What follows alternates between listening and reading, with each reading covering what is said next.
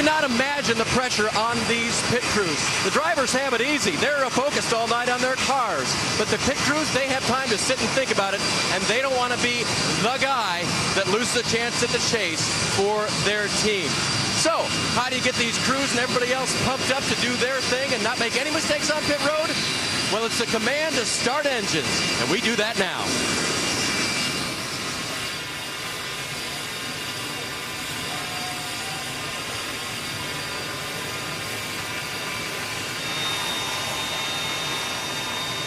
Race fans, it's time for the most famous words in motorsports. Chevy is proud to introduce a special member of the Army National Guard and Purple Heart recipient, Specialist Anthony Landowski. Gentlemen, start your engines! Appreciate it. Fired up. Push beams. Appreciate all that. And guys, you have a good day out there. Should be landing gear 4700, Jason. Temple.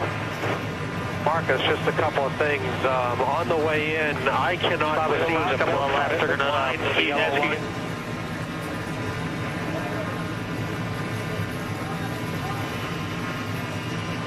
Engines have fired and cars are rolling off here momentarily. They're going to get all the window nets up and get everyone away as they are set to roll here after a brief rain shower about an hour ago. Take a look at our Coors Light cold hard facts. Here are the key numbers tonight.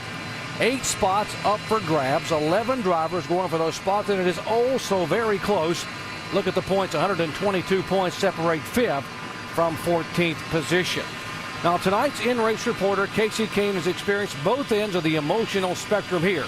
He got booted out of the chase in this final race in 2004, and he drove his way back in here in 2006. So let's talk now to the driver of the Budweiser Chevy, who starts 5th tonight. Hey, Casey, Dale Jarrett, ESPN. You have a copy? Yeah, got you, Dale. Hey, buddy. Big night, big opportunity for you and your race team. You've been in this position before. How have those experiences that you had before going to help you tonight? And can you give us your mindset going into this race? Yeah, I mean, really, we've been on both sides. We've made it and we missed it right here at the end. So similar to where it's been in the past, and it's just all about the team and how everybody works together. And these guys have done a great job. We've worked really well together this season, and feel like we've been in it a few times. So hopefully we can get it done again tonight. Hey, Casey, our next question is from Rudy in Lincolnton, North Carolina, and he would like to know, how is your team prepared for this night race at Richmond, considering you've only practiced during the day this weekend?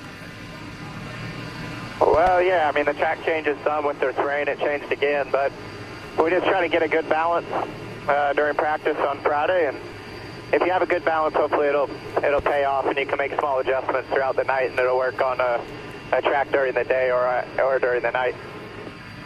All right, Casey, thanks for talking with us tonight. Good luck in your quest to make this chase. And now Andy's going to talk to your crew chief, Kenny Francis. All right, thanks. Hey, Kenny Francis, Andy Petrie in the booth. You got us? Yeah, I got you up there, Andy. Hey, Kenny, how are you and your team going to track all the different scenarios that will lock your team into the chase tonight, and how will you communicate that to Casey during the race? Well, first thing, hopefully we just have a good run, and we're up front all night, and we don't have to worry about that. But we got 2 methods. We've got a computerized deal that keeps it up automatically with the timing and scoring every lap. And we've also got just a sheet of paper that's like a little spreadsheet or a little graph, actually, that you can see where if you finish in a certain spot where everyone else has got to finish to beat you. So there's 2 ways to do it, and we'll just see how we're doing, and if we got to communicate anything, we'll do that. But hopefully we'll be running good enough we won't have to worry about it. Okay, Kenny, good luck with that tonight, and thanks for talking to us. All right, appreciate it, Andy. Thanks. Look forward to riding along with Casey Kane tonight. We'll have onboard cameras inside 7 other cars. We'll take you inside the pushing and shoving at his Richmond, including our pole sitter, Mark Martin, who picked up his 6th pole of the year, David Reagan, who finished 3rd here in the fall of this race 2 years ago. Elliott Sadler, they announced this week he's a father-to-be. They're expecting their first child in March. Rookie leader Joey Logano. Jimmy Johnson, the 3-time champion, has won 3 times in the last 5 races we have come here. Dale Earnhardt Jr. is a 3-time winner here. Could he get his first win of the season tonight? And how about Carl Edwards, who starts back in 10th Folks, last night he started dead last in the NASCAR Nationwide Series race and won it, but he has never had a top 5 finish here at Richmond in a NASCAR Sprint Cup race. Our starting grid, we told you that it's a 50-year-old driver at the front of the field. Mark Martin trying to become the oldest driver to ever qualify in chase contention. Back in row 3, Casey Kane, we just talked with him. How's he going to fare tonight? And Brian Vickers beside him. Vickers just outside the chase. He's got to get all the way to the front and try to lead laps early. And there is Kyle Busch, who won this race back in May. He knows he may have to win it again if he's to make it to the postseason. Let's go down to pit road and check in with Vince Welch. Doc, the 42 team and driver Juan Pablo Montoya are on the verge of accomplishing the #1 goal they set at the beginning of the season: make the chase. But making the chase isn't all this team has accomplished. It's been one of the best teams in NASCAR this summer, and it would be no threat or no stretch at all to consider this team a real threat to win the championship. But first things first, 18th or better, and they're in tonight. Look for the 42 to be conservative in its approach, gain a solid finish, and then celebrate making the chase. Shannon? Ryan Newman in the 39 team, currently 9th in the standings, will tell you that at the beginning of the season, their main goal was to just finish in the top 15. But speaking with crew chief Tony Gibson today, he told me that goal changed right around May. Right now, this team is 100% focused about getting into the chase. Gibson also told me after everything he's accomplished in his career, which includes 3 championships, making the chase with this team means more than anything else. He also told me if they don't make the chase, he will feel like he let everybody down. Jamie? Shannon, tonight all eyes are going to be on the 18 of Kyle Busch. Will he make the jump from 14 in points to the top 12? Will he win the race? Well, keep this in mind while you're watching Kyle Busch tonight. He could win the race and still miss the chase. However, if he wins the race, makes the chase, he'll be the #1 seed. Basically, if everything goes as planned tonight, he'll go from a non-factor to the #1 threat. Doc? Jamie, Kyle Busch has been Superman on the short tracks this year, having won 3 of the 4 events, including this race here in May. But he has one more hurdle to get over tonight if he's to make it into the postseason. Track is almost dry, and we are just about set for the green flag. Back after this message and a word from our ABC stations.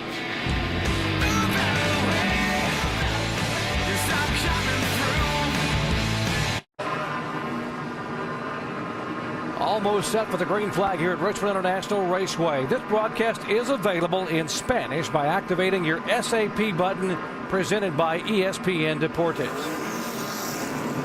We had a brief rain shower. Now, they've had the track dryers, the jet dryers on the racetrack. Let's ask our experienced veterans here. Rusty Wallace, 6-time winner here. What happens when you bring those jet dryers onto the racetrack? Well, Jerry, what's going on right now? We had some rain right here, but we did not have enough rain to really change a lot of the track conditions the way we generally see it. But at this particular racetrack, those jet dryers you're looking at right there actually blow the rubber out of the racetrack.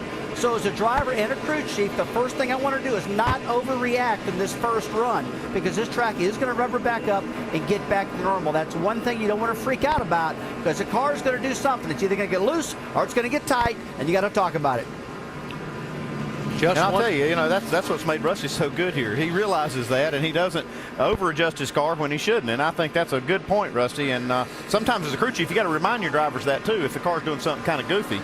Yeah, and this is a hard time not to overreact, because there's so much excitement built around this. And I haven't been on the inside of the chase. I've been just outside it trying to get in, and it is just, it consumes everything you think about. So sometimes you forget about the little things, just like Rusty was pointing out right there. So one more thing to worry about for these teams. And we'll be able to take you inside the pit stops with the Paul Menard's rear tire carrier, Rick McRae. His nickname is West Coast because he's from Highland, California there. And Rick will give us an up-close and personal look at the frenetic activity on pit road. Folks, Saturday night short track racing at Richmond, Virginia. It's rough, it's rowdy, it's risky, but if you get it done tonight, it can be rewarding. That is Ryan McRae, the reporter, by the way, from Highland, California. Great crowd on hand. Glad to have you with us. Final regular season race of the year. The playoffs begin next week. 43 drivers want to win this race. 11 of those drivers are also thinking about getting in the chase. Who will it be? We'll all find out together 400 laps from now. Front row, Mark Martin and Martin Truex, a 50-year-old pole sitter trying to make NASCAR history. Glad to have you with us, folks, as they come down for the green flag at Richmond.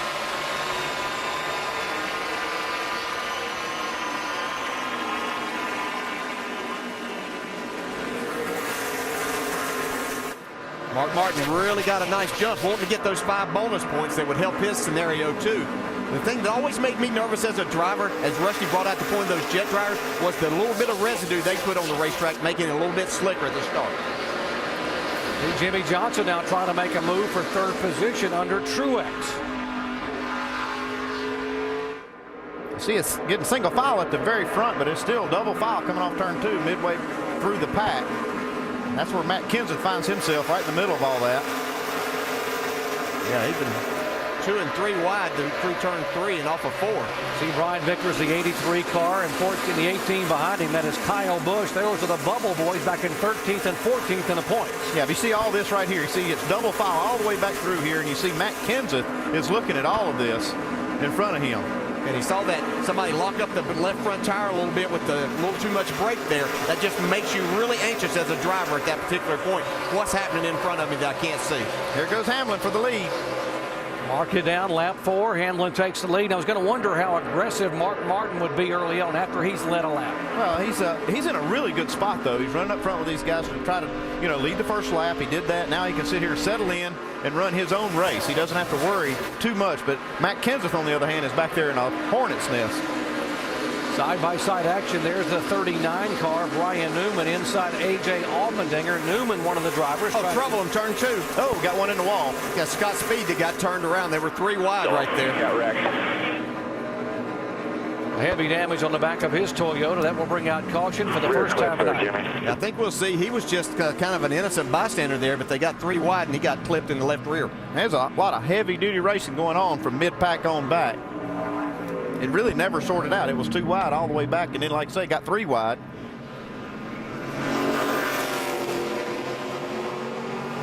Scott, one of the rookie competitors this year in NASCAR Sprint Cup, coming over from Formula One. Let's show you what happened to him down in 1 and 2. It's a little bit of a nudge from Jeff Burton, but I'm not sure that he didn't get one from Greg Biffle. Tony Stewart jumped in there. I think that might have forced Jeff Burton up there, too. Let's look here. There goes Tony. Yeah, he made Jeff Burton go up the racetrack. Jeff was trying to slow down. Biffle right there in the middle of that. You see Biffle and Matt Kenseth just squeaking by there. Well, that could These are the moments that you just don't want to. Oh, gosh. That's why Mark Martin is such a good spot running up in front and second. These guys have to put up with this all night back in the back of the pack. That could have been a disaster for Greg Biffle and Matt Kenseth, who sit 11th and 12th in the standings.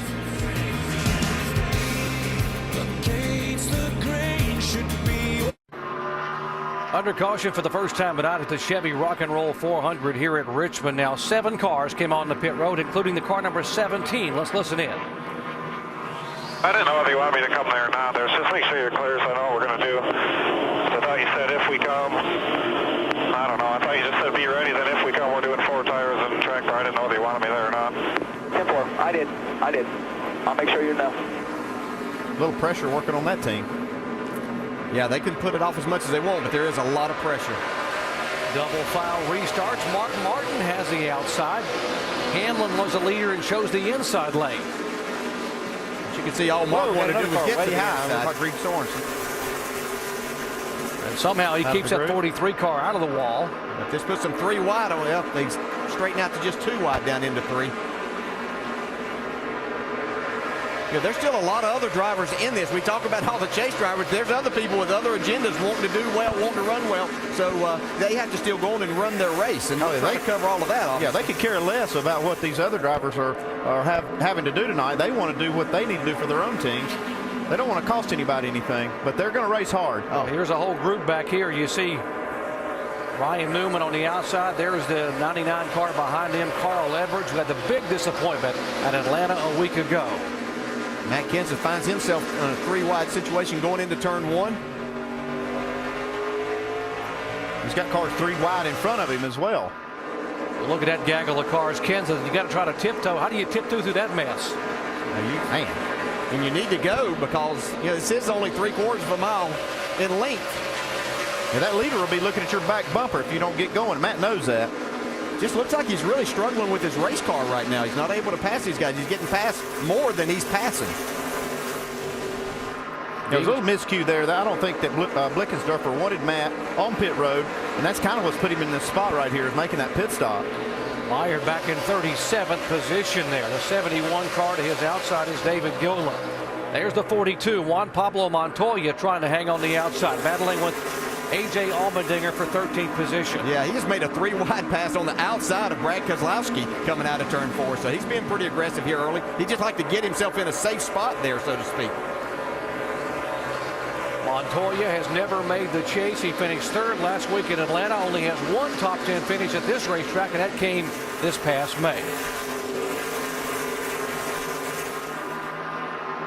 Back up front, Denny Hamlin, the local boy from nearby Chesapeake, Virginia, holding off Mark Martin, and have good battles all over the racetrack. Here's a couple of teammates as Jeff Gordon now has gone by Casey Kane for 5th, and now goes after the 48 car of Jimmy Johnson for 4th spot. Jeff Gordon speaking a little bit yesterday. He was pretty excited about his car. He really hasn't run as well here the last few races as what he's accustomed to running. I think he thought this might be a better opportunity. Well, one thing I've seen, this team is on an upswing right now. It seems like they, last week they ran good. They're running good tonight. I think they're in a really good position right now. And looks like it's going pretty good for them tonight so far, Shannon. Andy, they unloaded very similar to the way that they raced in May, which was an 8th place finishing car, but this team has had absolutely no pressure this weekend. Already locked into the chase. Steve Letarte described it as relaxed and fun. He said no matter what happens tonight, we are going to have a good night.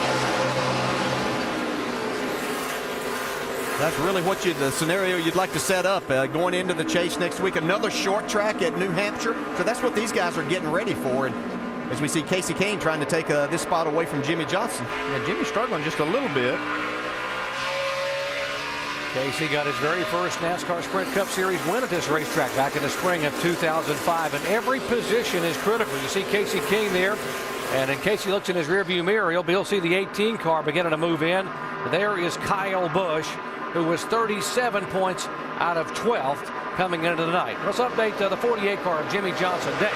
And as he gets pressure now from Casey Kane, just trying to get a rhythm was his report to the team. And I want you to keep in mind, as this team goes for an unprecedented Ford championship, one of the ways that you get your cars better is when you have mistakes. And early in the spring when they raced here, they had a brake line issue. They changed the way they assembled their brake systems, and Chad Knaus told me this morning that's one thing they've improved on in this car, which makes us better than we were half a year ago. Constantly trying to evolve and improve here, and as crew chiefs, if you stand still, as a crew chief, you get behind. Yeah, and that's one thing that 48 team really understands. They do the best job of anybody out there of staying ahead and staying up on the competition. Casey Kane unwilling to relinquish that position, in fact trying to take it away. Yeah, we see 2 or 3 of these battles too wide with guys right behind them wanting to make something happen, but they just can't. That's what's great about this racetrack, is you are able to race like this. Now Casey Kane does finally make that pass on Jimmy Johnson. Kurt Busch in the 2 car just getting by the 83 car of Brian Vickers, and that is 9th and 10th position. And who would have thought this year, given all the experience on the 88 team, that Dale Earnhardt Jr. would not make the chase, but he did not get in, and now it's up to him. Their focus right now is on winning a race. These two got the 29 of Kevin Harvick and David Streaming, the 12, have been running side by side for about 5 laps. And Montoya, he's been to the inside, the outside. I think he has a faster car, but he just didn't have anywhere to go. Now Harvick's able to clear David Streaming, and that opens up a lane for Juan Montoya.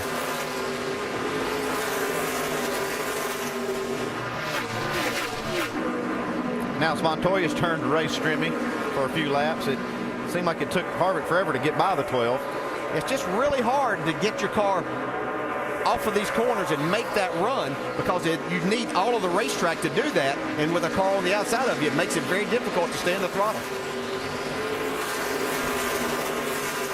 You just joined our coverage. Mark Martin led the first 3 laps, and Denny Hamlin has led the 21 since. 24 of 400 laps complete here at Richmond.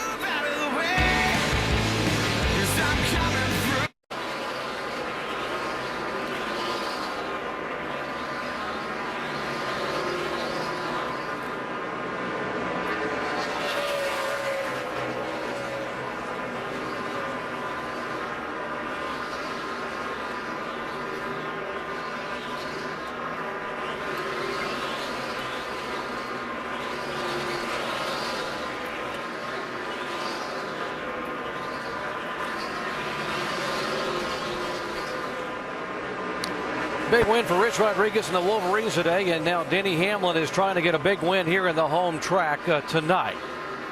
Slow car on the racetrack is the 78th, the reigning Rookie of the Year, Regan Smith, and he will head to pit road. Yeah, he might have enough power to get back. I don't think he has any power, but he may be able to get back here. Yeah, it looks like he's picking it up now. He should be able to get off without creating any problems. Denny Hamlin, our leader after 33 laps. He has led the last 30. Our pole sitter Mark Martin led the first 3 laps. Across the top of your screen, you'll see the names in green. Those are the drivers that are currently in the top 12, which means they are in the chase. And the ones in yellow are the ones that potentially could get in the chase tonight. They're just on the bubble and have the ability points-wise to get in. And, of course, the ones that are in black are the ones that have been already eliminated here in 2009. Let's check in on Kyle Busch. Dave. Well, Kyle has a very good record at this racetrack. His feedback is exceptional because he runs so well here. Right now he can't run the track the way he wants to. It's loose getting into the corner, and in Kyle's words, I can't hustle the entry.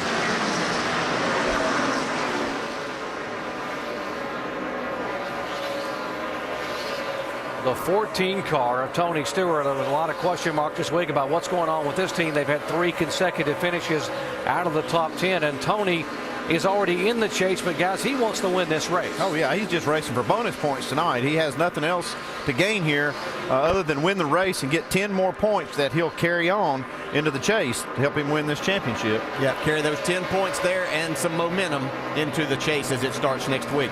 When they reseed the top 12 next week, it'll be by bonus points. So if he were to have 4 wins, he could probably be even with Mark Martin if he were to get in, or Kyle Busch.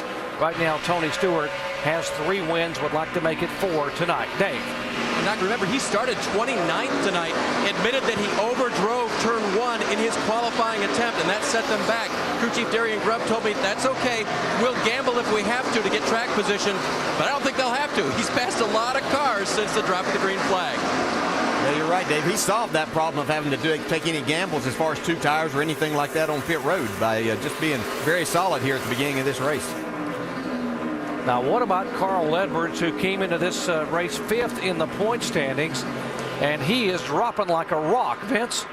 Carl Edwards started 10th. He's currently running 30th and just gave crew chief Bob Osborne an update on his car condition. Yeah, it's a little free.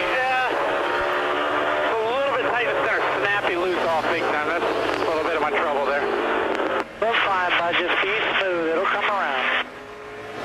There you hear them urging him to stay patient. There's crew chief Bob Osborne on your right. Maybe if there's any saving grace is that one of the things around Carl Edwards are a couple of teammates, Greg Biffle and Matt Kenseth, are at least in the neighborhood of Carl as he takes a peek inside in traffic. Carl Edwards already dropped back 5 positions after coming in 5th tonight because of the struggling handling on the car. Heavy traffic for our leader, Denny Hamlin, trying to go underneath Joe Nemechek. Not easy to do on that tight turn 2. That makes it pretty tough. He made a nice move around another car there and was able to then clear Joe Nemechek too. So Denny Hamlin's got a very good handling race car. 71 car, Mike Bliss, as well as the 66 of Dave Blaney, have headed back to the garage area. Still 41 cars on the racetrack. 35 of those are on the lead lap. It is Denny Hamlin, our leader, Mark Martin in 2nd. The 24 car there, Jeff Gordon, the 2-time Richmond winner, now being shown in 3rd spot. Look at Matt Kenseth. He's racing Keselowski really hard, and Carl Edwards right behind him. Greg Biffle's even further behind this group and really struggling out there. Yeah, if we went 2 cars back of the 99, you'd find Greg Biffle. So Jack Rouse can't be too happy with what he's seeing right there, right now. But how about the 17, Jamie? I talked to Matt Kenseth today, DJ, and he was telling me, it's no surprise that this organization has been struggling. He said, we are not a championship caliber team right now. If we don't make the chase, I'll be disappointed, but not surprised. Right now, his car is tight through the center. There was a miscommunication earlier when he came in and pitted on lap 6. He hasn't made up a whole lot of ground since then, guys. Matt Kenseth now being shown back in 27th position, and that's the bad news. And even the worst news is his teammate Carl Edwards is back there with him. Oh, got him trouble here. Tony Stewart's around with Reed Sorensen. All right, 3-wide battle that went bad. Damage on the right side of the 14 car. That will bring out caution for the second time. It looks like Stewart has a lot of damage. He can keep going. His problem is he's getting lapped back there. No, he's got a big tire mark down the right side. Reed Sorensen there in the Dodge informed this week that he would not have that ride in 2010. That was my fault, guys. It was Tony Stewart that you heard there, and that was his fault.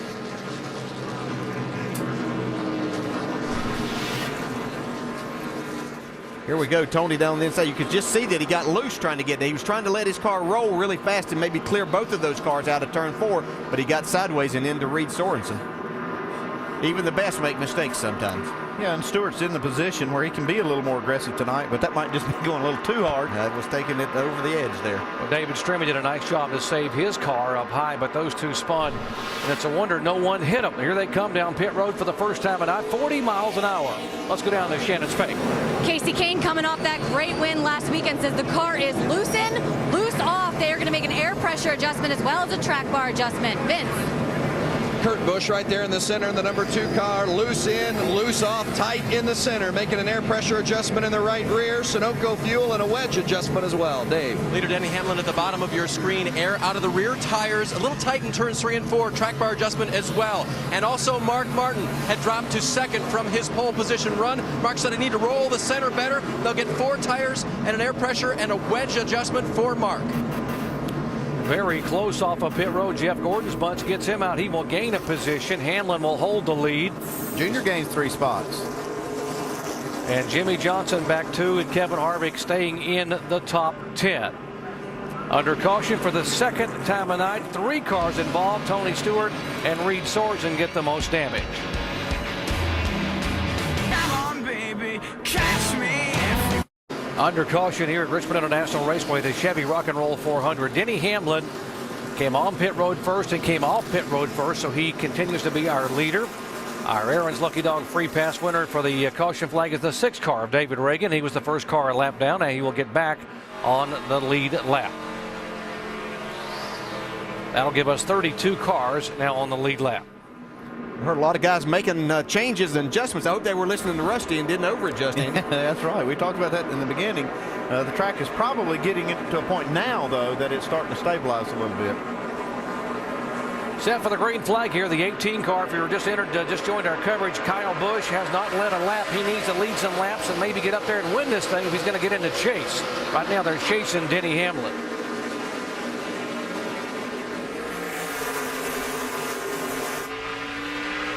I don't think in Kyle Busch's, certainly it would help him points-wise if he were to lead all the laps, but I don't think that he has to get there and overextend himself right now. If he can just work on his race car and methodically get there by the end of the race, then he'll be okay, and that'll give him a chance at this.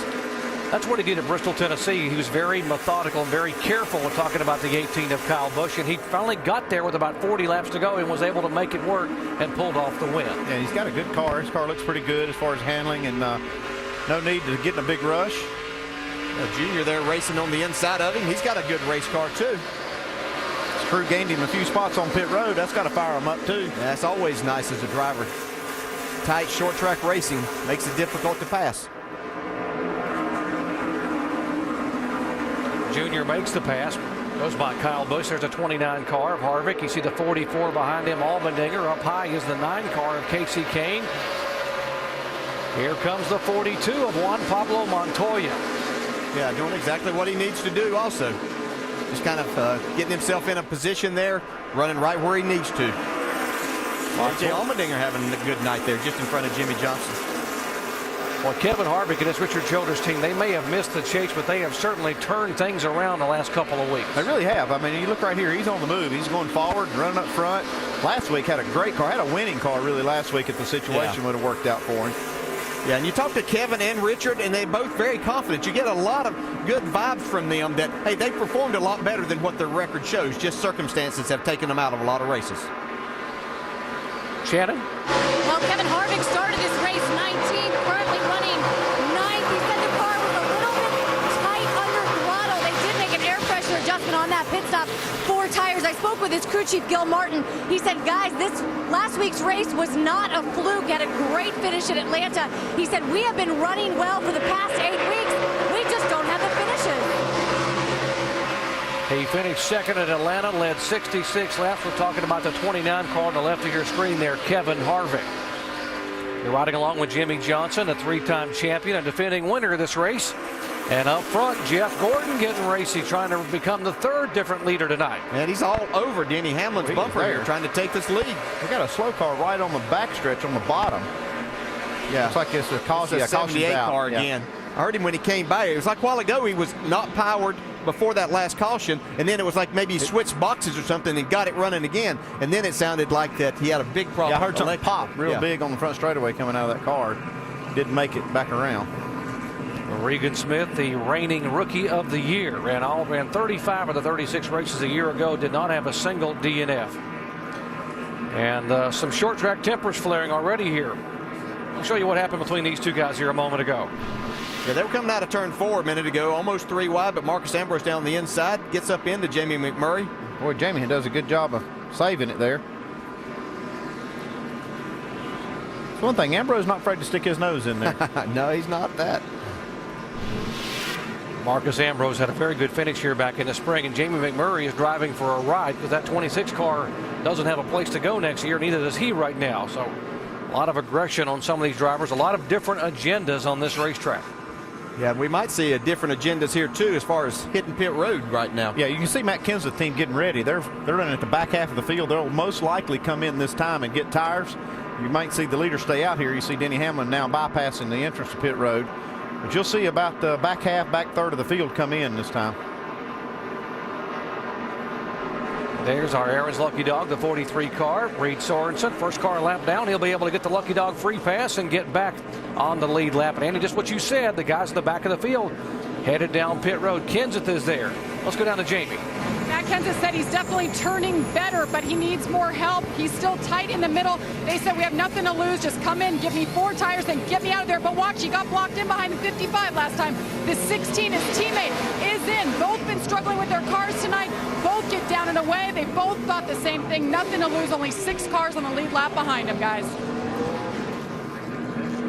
Kenny, you sounded.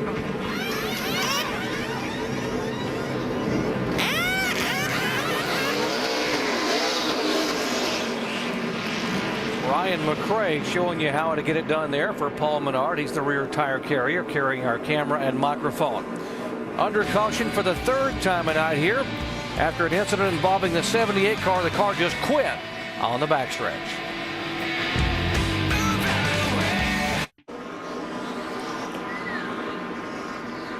Getting set for the restart now. The 17 car on pit road a moment ago, and they were very concerned about how he might be getting blocked in by the 55. Now watch Michael Waltrip come in. Yeah, you see that 55 car, they've been hanging the rear of the car out on that pit box. It's legal, but it's still in the way of Matt Kenseth. Now this time he gets through there, but it costs him a little bit of time. You can see Drew Blickensderfer talking to Gene Need, the crew chief, saying, hey, give us a break, man. NASCAR has told the 55, you've rolled a tire twice. If it happens again and you can't control the tires, we'll let you change tires in the garage area. So that's a warning heeded by the 55. Denny Hamlin shows the outside line on the restart. This time he'd been on the inside the 2 previous times. Dave. And Doc, they did that to see how it would go. They said, how about a good time to try this early in the race? That's what they've done. And he clears Jeff Gordon, so he can run fast in both lanes on the restart. Yeah, that's what we were just speculating up here, Dave. But this is a good time to be checking that out, see if it'll work. Because you need to know that if it comes right down to the end of the race, you need to know what lane you need to be in if you have the choice. I think his problem with the 24 is going to be in this. If he get a little bit of heat in these tires, that 24 is very, very good. That might be a bigger concern than the restarts.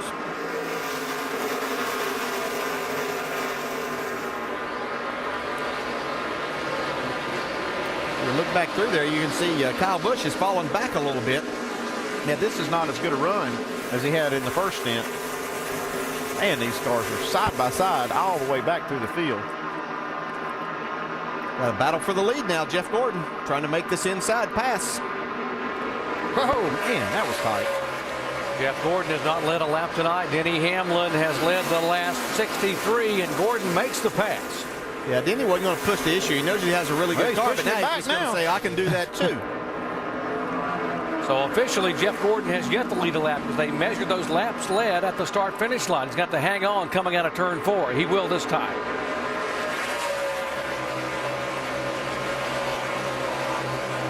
Three wide, man, look at this. Sam Hornish in the middle of that mess on the inside. Jeff Burton on the outside to 33 of Boyer. And Matt Kenseth sticking that nose in there. Yeah, 16 right in front of him. Definitely not where these guys want to be right now. Going to have to get their cars better and get out of this spot. Yeah, Matt has to be aggressive. He can't sit back and just let it come to him. He's got to be aggressive and get up through there. You know, he's not even really right now putting pressure on Brian Vickers to have to run in the top 5. Vickers is sitting here outside the top 10 actually, but he's still sitting in that 12th spot. Denny Hamlin trying to look to the inside and retake the lead. Jeff Gordon will slam the door. We'll have some company here in a minute. Here comes Martin Truex in that one car. It looked like he might have made his car a little better after that last pit stop. Martin would certainly like to get his race team a win. He had such a great race last week, Martin Truex did, early, and then fell off at the end. There's the bubble battle right side of your screen. The 18 car and the 83 Busch and Vickers. They're 13th and 14th. 83 Vickers came in 20 points back at 12th. The 18 of Kyle Busch came in 37 back. They got to get up and lead a lap and get it done. They got to be up probably in the top 5 to have any kind of shot. Yeah, Brian Vickers knowing that he needs to finish ahead of this 18 car just to ensure that he stays in front of him and give himself that opportunity to be in that 12th spot. They both can look up at that scoreboard and know we got a lot of laps left. A lot to go. More on Kyle Busch. Dave. Well, this is going to be a little dicey, Doc, as he tries to race his way into the chase. They may have adjusted that car in an interesting sort of way that they might not be able to change. First, listen to his radio. Will not get in the corner, will not turn to center, will not exit. 5 loose in, 5 tight center, 4 loose off. Now, during the last run, Kyle said to his crew chief, Steve Addington, we may have made the wrong choice on rear-end housing. Guys, is there anything you can do to adjust that once the race gets going? Only one way I know you can do it, Dave, and that's to smack it against the wall. That's an adjustment you cannot make during the race. Tony Stewart has been on pit road in the 14 car. He's being shown a lap down in 34th position, but to his right side are the 16 and 17 car of Biffle and Kenseth, and they're back there with him as well, not running very well, 24th and 25th. That's also Ryan Newman, who's still fighting for his life in this chase scenario. Tony would rather that he would have encountered running up on him a lot further up in the pack, being that he owns that car of Ryan Newman's. In the 6-year history of the chase, I have never seen it this close coming to the final regular season race of the year. You can see right there, Matt Kenseth is showing out of the chase the way they're running. And don't think that team down there doesn't see that too. That's what's putting so much pressure on this team. Right now, Brian Vickers would be in. He has never made a chase. Well, as you said, we still have a lot of racing to go. 325 laps, but yeah, we have to keep up with this, let you know what's going on, and yeah, it's a lot of fun to keep up with. See Matt Kenseth's car go up the racetrack there. Jimmy Johnson going on the high side, trying to take the 3rd spot away. While Martin Truex, you're watching, you're seeing what Mark Martin's watching on the racetrack. We're starting to see this high line work more and more. And I mean, Jimmy's way up there too. He's up all the way in that 3rd lane. Yeah, I'm watching Kevin Harvick. He's up there, and Casey Kane's running a lot of laps up there. Well, if Jimmy Johnson gets his car running, look out, folks, because he is very, very good at this racetrack. He's won the last 2 fall races. 3 times he's gone to victory lane in the last 5 events here. Right now, they're chasing Jeff Gordon.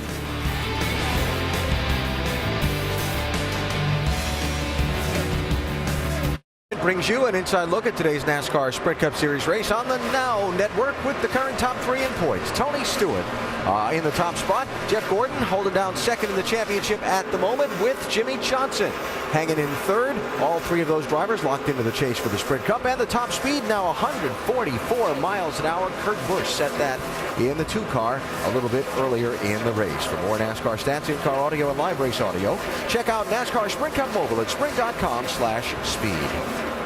From our ESPN Pit Studio, Alan Bestwick, Rusty Wallace, and Brad Doherty as this race approaches the 1/4 mark, and Jeff Gordon has opened up a sizable lead. Early impressions, Mr. 6-time Richmond winner? I guess my impressions are that the top groove of this racetrack really is working good. You can run all over it. Take a look at Greg Bilfo on the top. You see Ryan Newman up there, a lot of grip up there, and you need to be able to get your car working good there if you're going to be able to make the passes. Also very impressed with what Kevin Harvick's doing, running in 5th, and Dale Earnhardt Jr. having a pretty good run so far, Brad. Yeah, you're right. Dale Earnhardt Jr., Martin Truex, Kevin Harvick. The past 3 weeks, these 3 guys, I know they wish they could rewind this season because they're all starting to run well. Brian Vickers is doing an outstanding job, putting a lot of pressure right now on Matt Kenseth.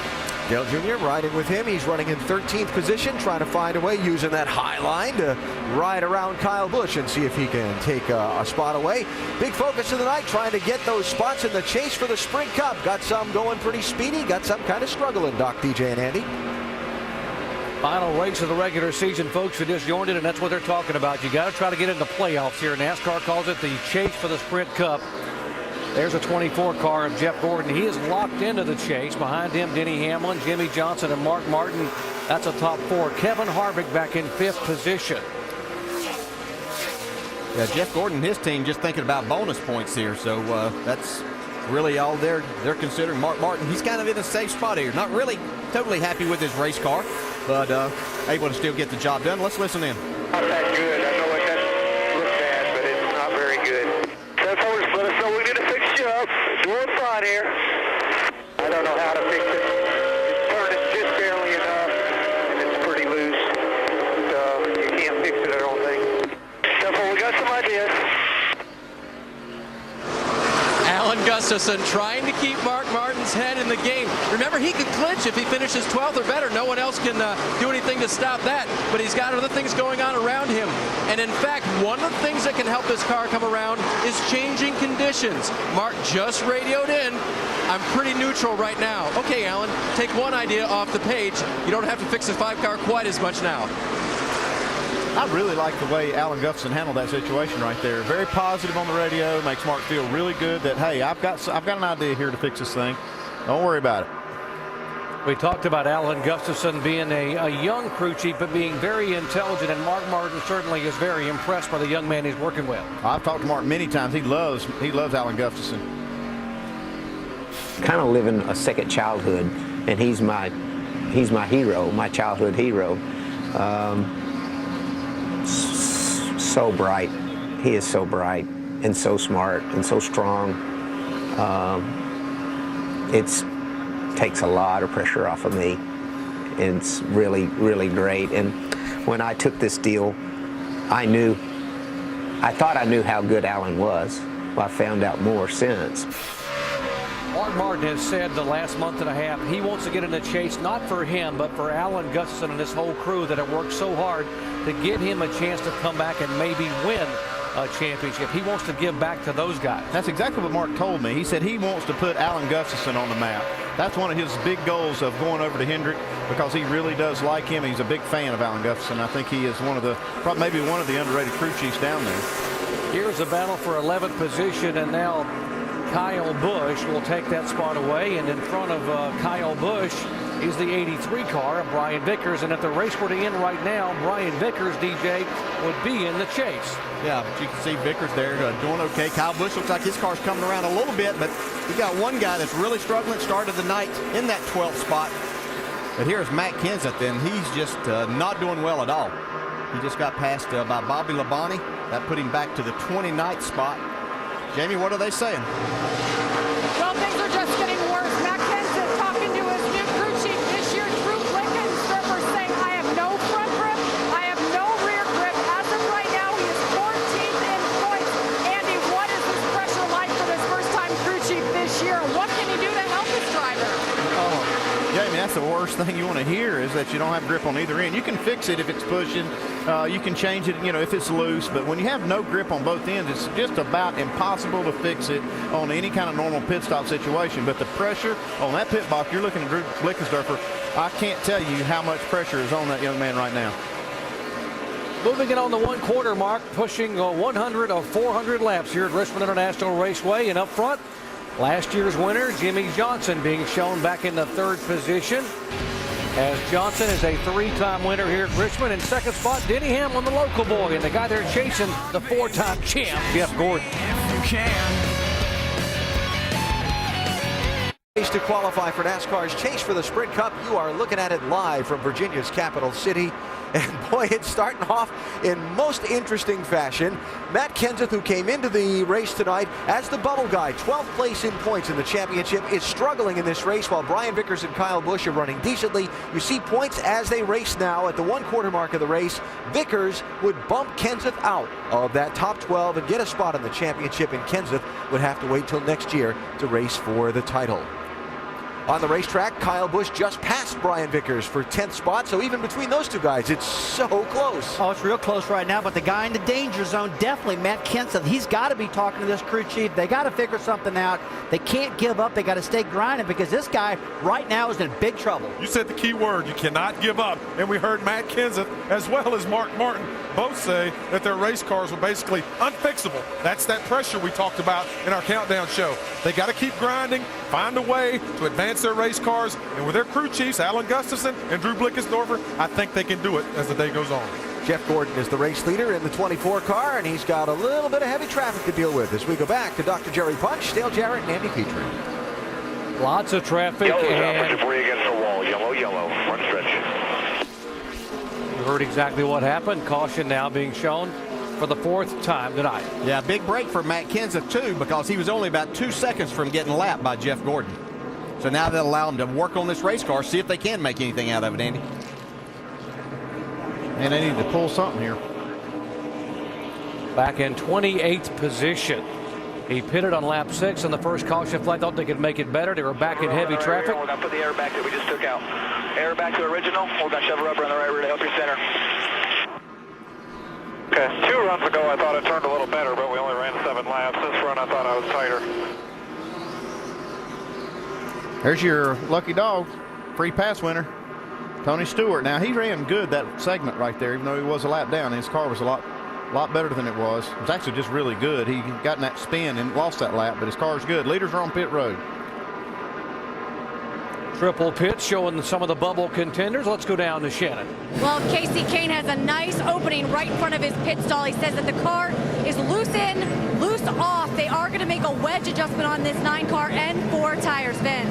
The 2-car of Kurt Busch, loose in, tied off. They're going to make air pressure adjustments in the right front and the left rear and give him some wedge as well. Let's go to Dave. Well, the 5 car has come around, Vince. No changes to the 5 this time other than 4 fresh Goodyear tires, full of Sunoco fuel for Mark Martin, our pole sitter, finishing up on the left side now and leaving pit road. There's Matt Kenseth. He's still on pit road. 17 car came all the way and missed his pits, Andy. He missed it by 2 or 3 stalls. I mean, this team's falling apart right here at this part of the race. I don't know what caused this, but he completely missed his pit stall. Yeah, a lot of times you can still be talking whenever you're entering there, and it just comes up on because he has one of the first 6 or 7 pits in there. See right here, he just completely drove by his pit. He's in Michael Waltrip's pit area. I guess he only went but 1 spot, but it looked like he missed it by 3. Well, you might as well miss it by 3 if you're going there. So troubles continue for the driver who was squarely on the bubble, and right now, as of this moment, he is out of the chase. Back in a moment. Against the grain should be.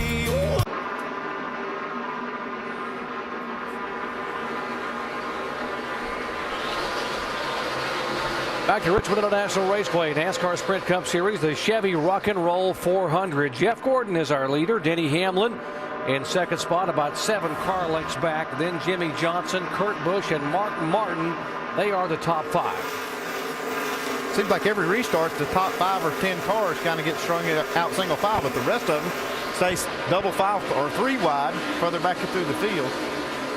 Now Kyle Busch trying to move on the outside of A.J. Allmendinger to take a spot away. That would be 7th position, so Kyle's car starting to come back a little bit. Yeah, a little better, but A.J. Allmendinger having a nice run tonight. He's got this car up in the top 10 and pulled away from Kyle Busch now. Dale Earnhardt Jr. in the 88 car down on the inside. That's the 42 of Montoya up high. Jeff Burton, the 31 car, and the 1 of Truex.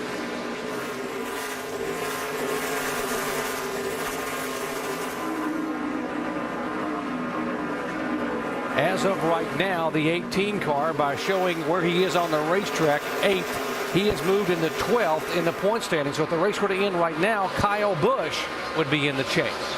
But if Brian Vickers makes one pass on Martin Truex or whoever right there, then he's in, and the 18's out.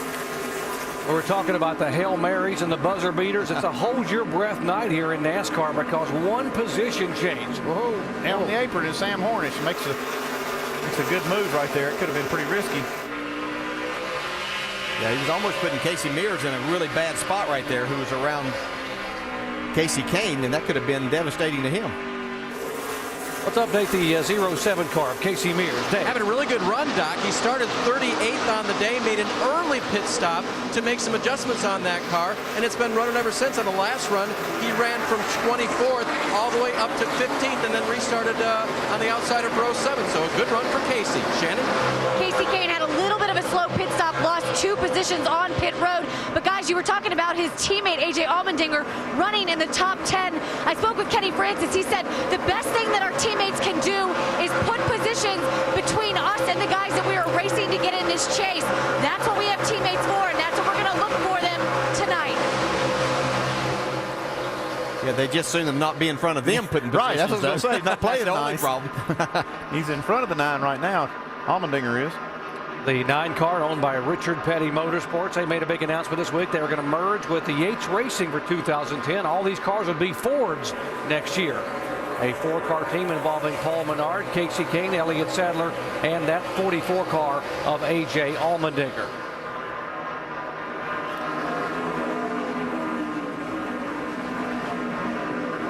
Pretty close call moments ago between these 2 cars, the 83 of Vickers and the 9 of Casey Kane. Right along. Oh yeah, that's real close. Brian Vickers very lucky that he didn't get a flat tire from the splitter right there. We've seen that happen a number of times this year, and on these short tracks it really could happen very easily. Boy, a cut tire for Brian Vickers would be devastating here if he were to get in the wall, lose some laps. I mean, his chances of making it in the chase, he has come so far this year. 5 and 2 battling. That's for 4th spot. Kurt Busch, a former winner here. And Mark Martin, who won here back in 1990. And behind him, Kevin Harvick trying to move in and make it a 3-way battle for position. Looks like Mark might have made his car a little bit better after that last adjustment, those pit stops.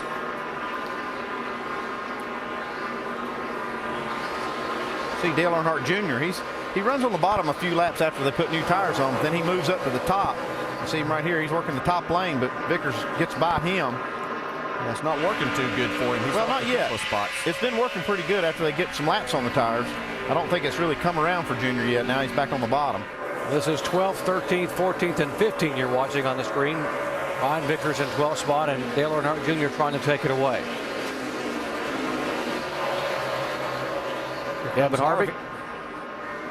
It's like his car's really good after a few laps also. He gets about 8 or 10 laps on his tires and gets the air pressures up. He starts moving forward as he takes that 5th spot away from Kurt Busch. Yeah, RCR having a pretty good night. He's got 2 cars, Richard does, in the top 10. He's got Jeff Burton running in 10th, and now you see the 29 car running right there with Kurt Busch in the top 5. Shannon? Loose off is what Kevin Harvick is saying about the car, guys, but I would not expect any major changes. Gil Martin, his crew chief, came down last night during the nationwide race, checked out the tires. He was also watching how the track changed. He said that it started to tighten up, and that is something that he noticed. It is also, it helped him set this car up today, so he expects the track to tighten up a little bit, so I wouldn't expect them to try to tighten up the car. Vince?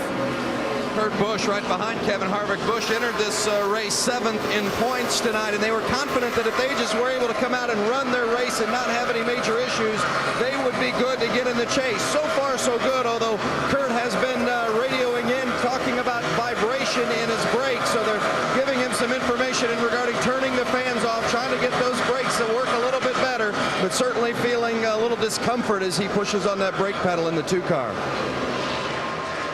Well, that's been an issue with this car. A brake pedal shake from the rotors getting hot, and then sometimes they can turn these fans off and let the rotors get even a little bit hotter and smooth that pedal out a little bit. But that shake has been a real issue. Guys, give a call to Sam Hornish in that 77 car here. Back in the spring, Hornish started back in 28th position and finished an impressive 6th. And now he has gone around several cars, including the 9 of Casey Kane and Earnhardt Jr. to take the 13th spot away. Yeah, and I was going to say that he has utilized that top side that Andy was talking about a lot, but he's also making passes on the bottom and in the middle of cars, so he's just doing a terrific job. I want to go back just a second to what something Shannon was saying. Some fans might want to know, we may have some new fans to tune in tonight just about this chase. What makes a racetrack get tighter, and that would be rubber getting down on the racetrack and as it cools off even more. So those are the two things that can make this track change a little bit, and these guys have to really try to stay on top of that.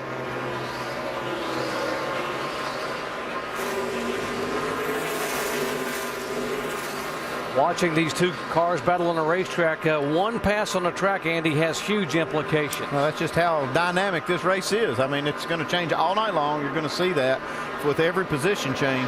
And that's why it's so much pressure. I mean, really, just so much pressure on these guys. And you see Kenseth, he's really been out of the chase in this cutoff point all race long. Yeah, Kenseth is the one that has a lot of work ahead of him. It looks like right now that Kyle Busch and Brian Vickers are going to battle all night long for that 12th spot. And we are just 132 laps and not even close to halfway home here at Richmond on a rough and tumble short track on a Saturday night. Hold on, Gordon now has led twice for 70 laps. On Thursday, September 24th, the whole world will black out at exactly the same time. Everyone will see a flash of their own future, and mankind will take on the greatest mystery it's ever faced. ABC's Flash Forward new series premiere Thursday, September 24th at 8 o'clock Eastern Time, 7 Central on ABC.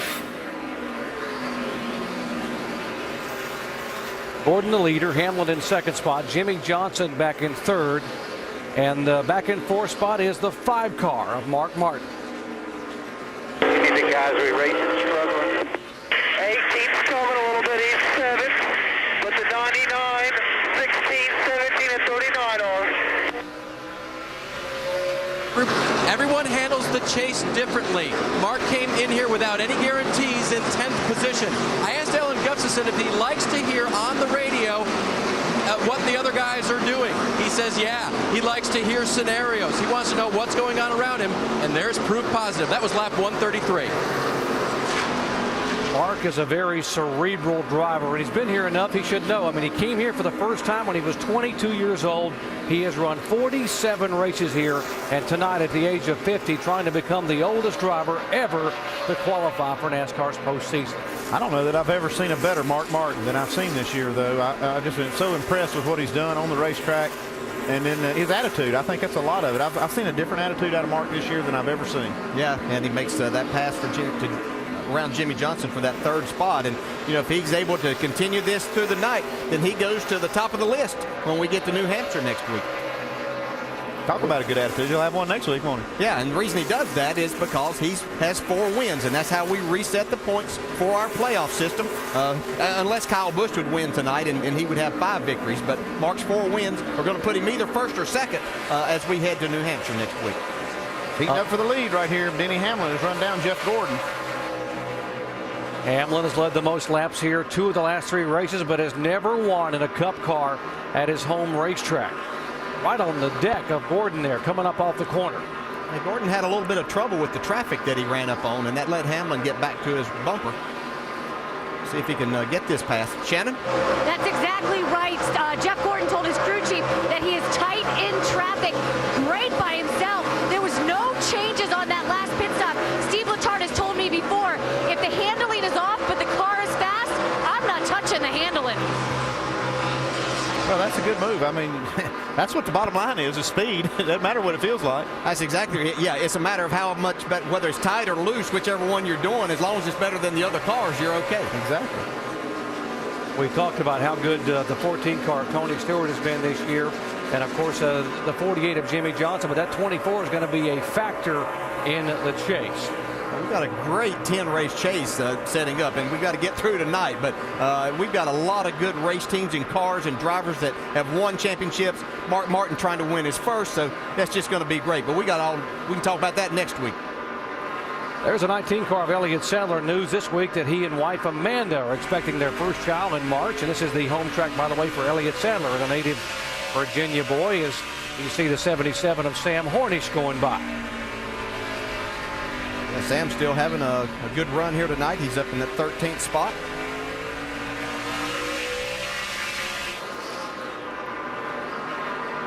See the 9 car going by. That's a team car to Elliott Sadler. The 9 is Casey Kane being shown back in 14th position. And Elliott Sadler, he's already 2 laps down. Yeah, this has been a racetrack that Elliott over the years has just struggled at. It's he hasn't found it, and he would love to run good here because he obviously lives not very far from here. Back up front, Denny Hamlin had backed up about 3 or 4 car lengths and has now let his tires cool and moves underneath, or tries to look underneath the 24 car for Jeff Gordon for the lead. They've been running almost identical lap times for the last 20 laps, the 24 and the 11. So this is a good race, you can see. And now the 83 gets clear of Martin Truex in the 1 car. And by doing that, Brian Vickers now will move to 12th in the point standings by 1 single point over Kyle Busch. Okay, you see this battle for the lead now. It's heating up. Looks like Hamlin's going to get it away from Jeff Gordon. Yeah, looks like Jeff's car's just gotten a little bit tighter yet. Just the conditions that we were talking about earlier, this racetrack tightening up, and as it does in your race cars, that you see Denny Hamlin pull off of that corner, get a little bit more of a lead. There have now been 5 lead changes, making 6 lead changes among 4 different drivers.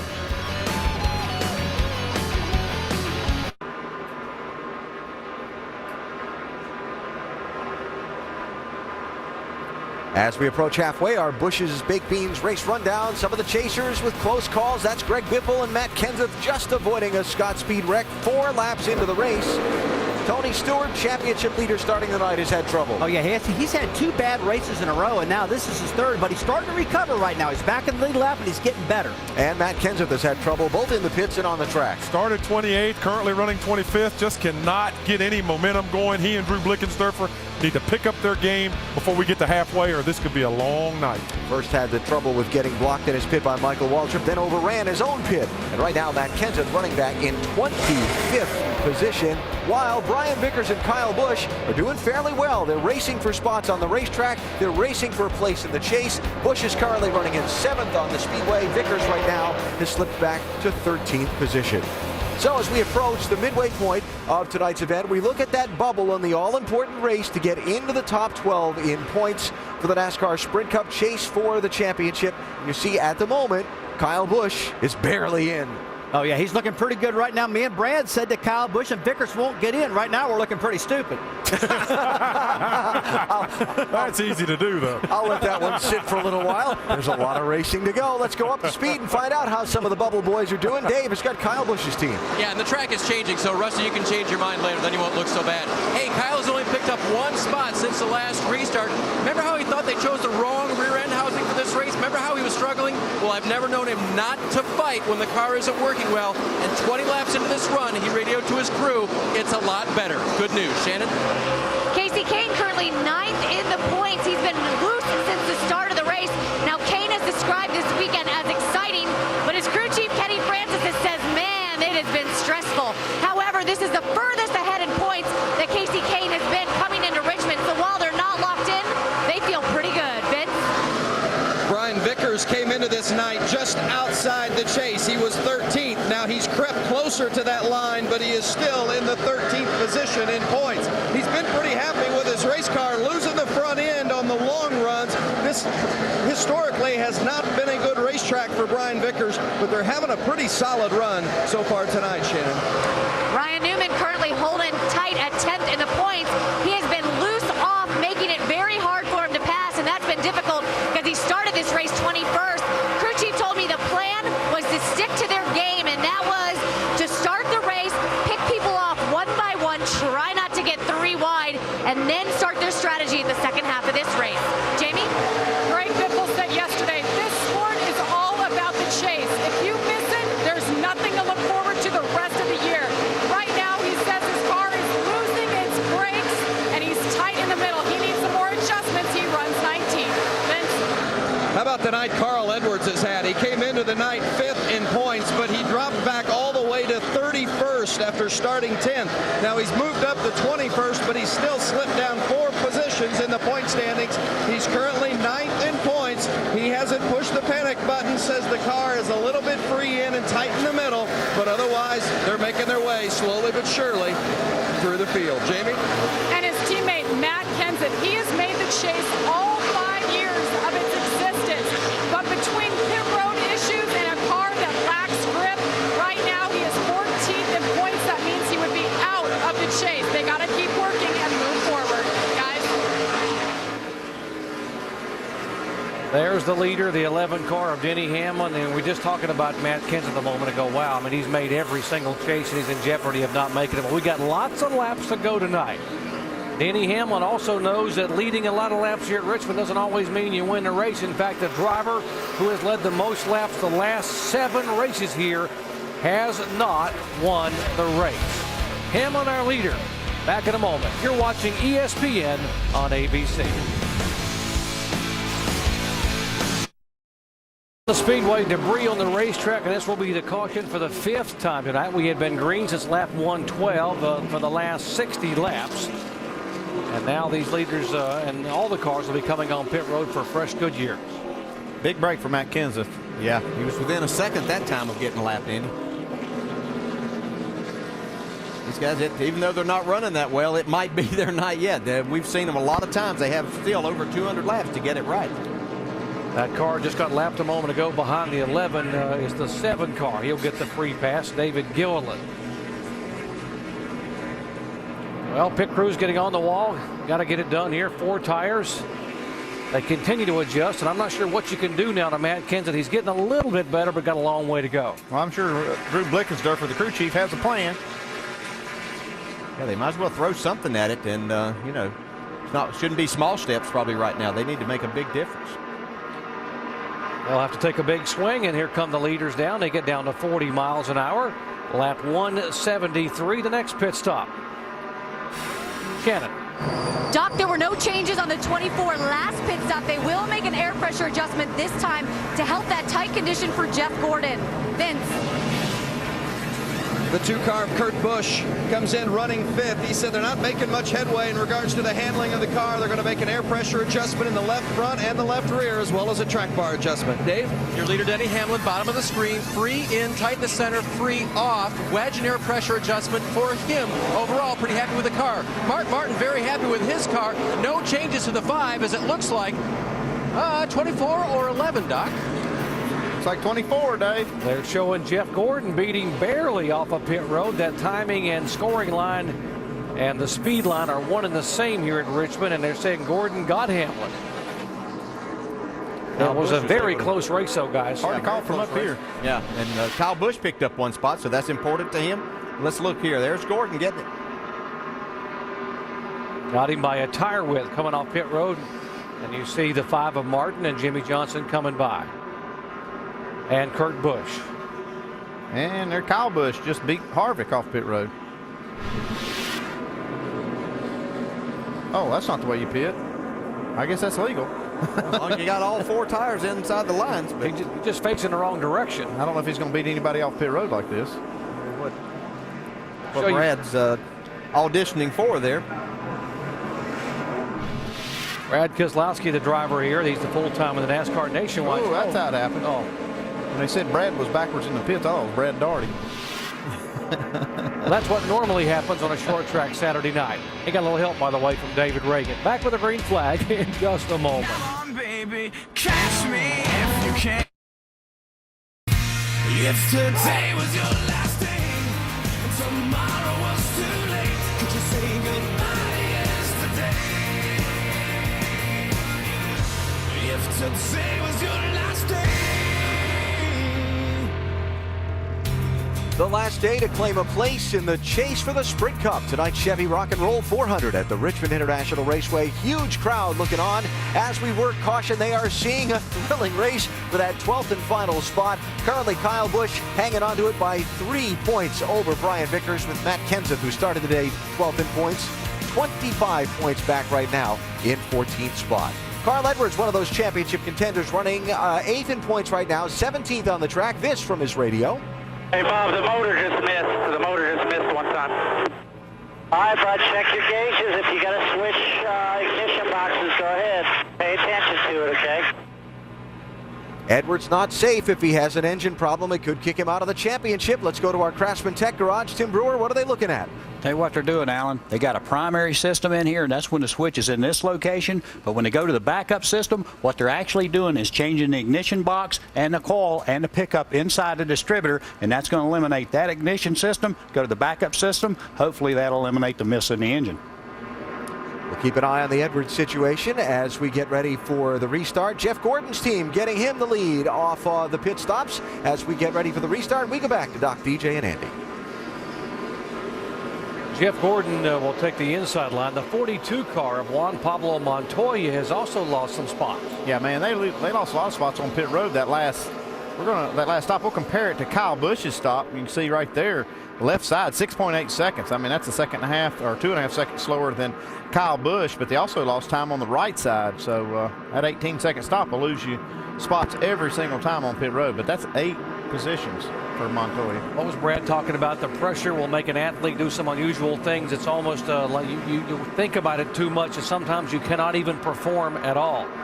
Yeah, and Dave Burns talked about how important the pit crews were and how agonizing it was on them to sit around and then have to do their job as we go back to green. Jeff Gordon on the inside line leads Denny Hamlin down. Mark Martin is there in the 5 car. Jimmy Johnson up high, and there's the 18 of Kyle Busch, who is yet to lead a lap tonight. So Jimmy Johnson struggling a little bit there on the outside, so Kyle Busch dives to the inside of him. And look at Sam Hornish. That was close. Digging up on the outside of Kyle Busch. Sam Hornish finished 6th here in May and trying to run up on the outside and take that spot away from Kyle Busch. That would be the 6th position.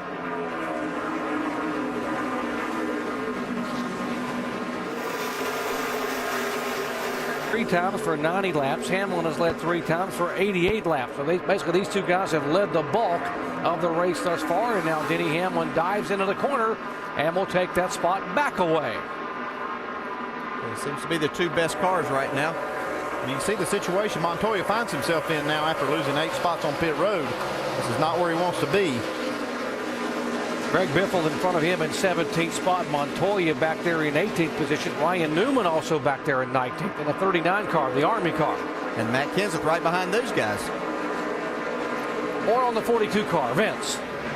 They did indeed lose those spots on pit road, and the crew was upset with itself for doing so. But Montoya came on the radio, and believe it or not, he was the calming influence, telling them, relax, we got a long way to go. I'm fine. The car is good. And Montoya believes that he can kind of pick his way through. Brian Patty told me before the race today, they didn't feel like they had to make any significant charge to the front tonight. They could run in the top 15 and be comfortable, not take any unnecessary chances, and they'd be just fine. They'd like to run in the top 15 because they feel like there's a little less danger in that area as compared to back further in the field. So I'd look for Juan to maybe start moving up a few more spots as this run progresses. Yeah, he's got a good look at a 3-wide battle right there getting into turn 3, though.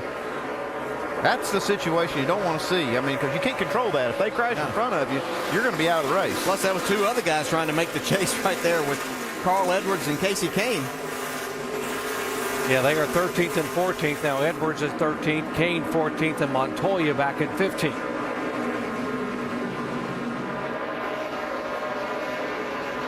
There's Brian Vickers, and he now is out of the top 12 by a scant 3 points. The 83 car being shown in 10th position.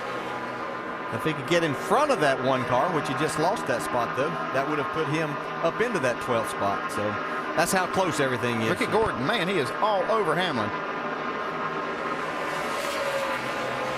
And these 2 cars, the left side of your screen, they have a bit of a history together. Right side of your screen, lead change. Jeff Gordon going by Denny Hamlin to retake the lead. Boy, these 2 cars, the 24 and the 11, are really closely matched tonight. Well, they've been watching right behind them. Mark Martin's been hanging closer this time, so he seems to be getting his car better and better, too, as these 2 guys battle for the lead.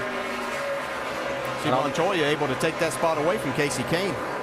And on the left side, it was the contact between the 9 and the 42 at Michigan that created some serious problems for Juan Pablo Montoya. Yeah, and Casey Kane just came off of turn 4 completely sideways there. That allowed Clint Boyer to get by him. So looks like he's still fighting his car. Denny Hamlin still trying to come back to the inside. What a great battle we have for the lead here. Don't you love short track racing on a Saturday night in Richmond, Virginia? You got to wonder, you don't have to wonder, I should say, why the drivers and the fans say this is one of their favorite racetracks. Both entities say they love coming here. The drivers love the race, and the fans love the action all the way around this track. Yeah, we couldn't have a better scenario. Here comes Hamlin back to the inside before the race he's leaving get in the chase. And then have racing like this with 2 guys that are already in the chase just trying to collect some bonus points. Mark Martin sitting back here just watching, said, I've been through this rodeo before here. I know exactly what you guys are going to do. Yeah, the 2 up front don't have anything to lose. Mark, on the other hand, has a lot to lose. Now, you just keep these cars straight, boys. That's right. Yeah, that's the main thing he's thinking. Y'all have fun racing, but don't get out of control. We saw Denny Hamlin last night racing extremely hard for the lead, get up on the outside there and lose his car right in front of Kevin Harvick. That's just part of that inside of him to want to do so well here at his home racetrack. Here he comes back again. This was last night. You see how Hamlin just got completely out of shape coming off the corner. This was for the lead. Yeah, he was wrecked till he ran into Kevin Harvick. Denny Hamlin led 3 times for 101 laps, led the most laps last night, but because of that and having to come down pit road, finished a distant 17th in the NASCAR Nationwide Series race. What a great battle these two are having right now, though. Hamlin just barely gets an edge, but then Gordon's able to come back on the outside. Dave? And DJ, Denny's attitude is pretty much the same tonight as it was last night. Nothing to lose, going for the win. Remember, they came in here clinched in the chase, and Denny said that really frees me up, takes the pressure off. And in his words, it makes us a dangerous race team. I like that. Shannon? Well, Dave, this 24 team knows how important those 10 extra bonus points going into the chase are. They've been very consistent over this season so far, but Steve Letarte said, hey, that's not going to be enough to win us a championship. You remember in 2007 when our average finish was 5.0 and we lost to Jimmy Johnson? We know that we need extra points. We need to get all the points that we can get, and we need to get them now. Well, I also think, going back to Denny Hamlin, I probably inspired him the other night. I was talking to him and told him that I had him on my fantasy team, and I knew he would do well. So I'm sure that's a little extra for him to do well here, too. But the fact that it's his home racetrack and he's always wanted to win here growing up had nothing to do with it. No, absolutely not. Well, Denny Hamlin is the leader, but the story thus far tonight has been the fact that Matt Kenseth has really struggled, and that bubble is changing. Back after this message and a word from our ABC stations.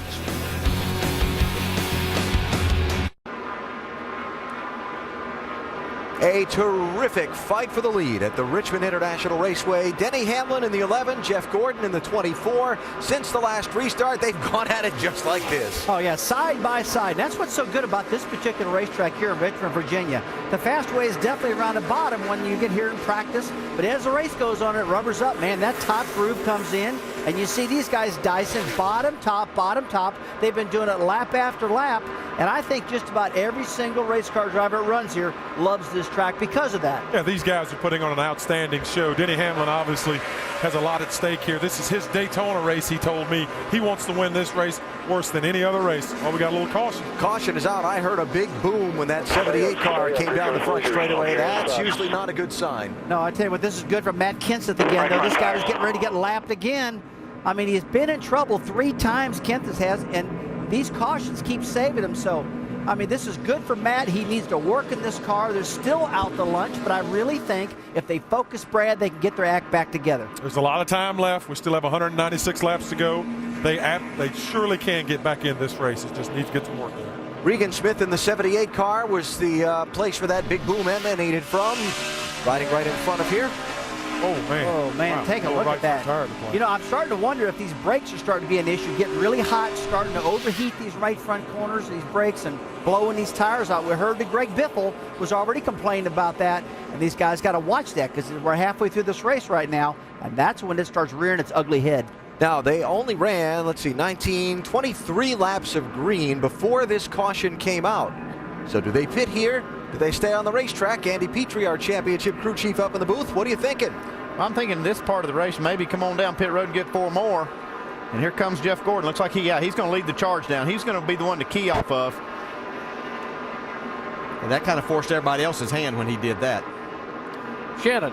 Well, Jeff Gordon says that the car is very good in 1 and 2, still a little bit tight in 3 and 4. They're going to make a 4-tire change, and you see that wrench in the back window. That is a chassis adjustment for the 24. Vince? The last changes the crew made to the 2-car, Kurt Busch liked. He said, let's get it to turn just a little better in the center. They're going to make an air pressure adjustment and going down on the right side track bar. Dave?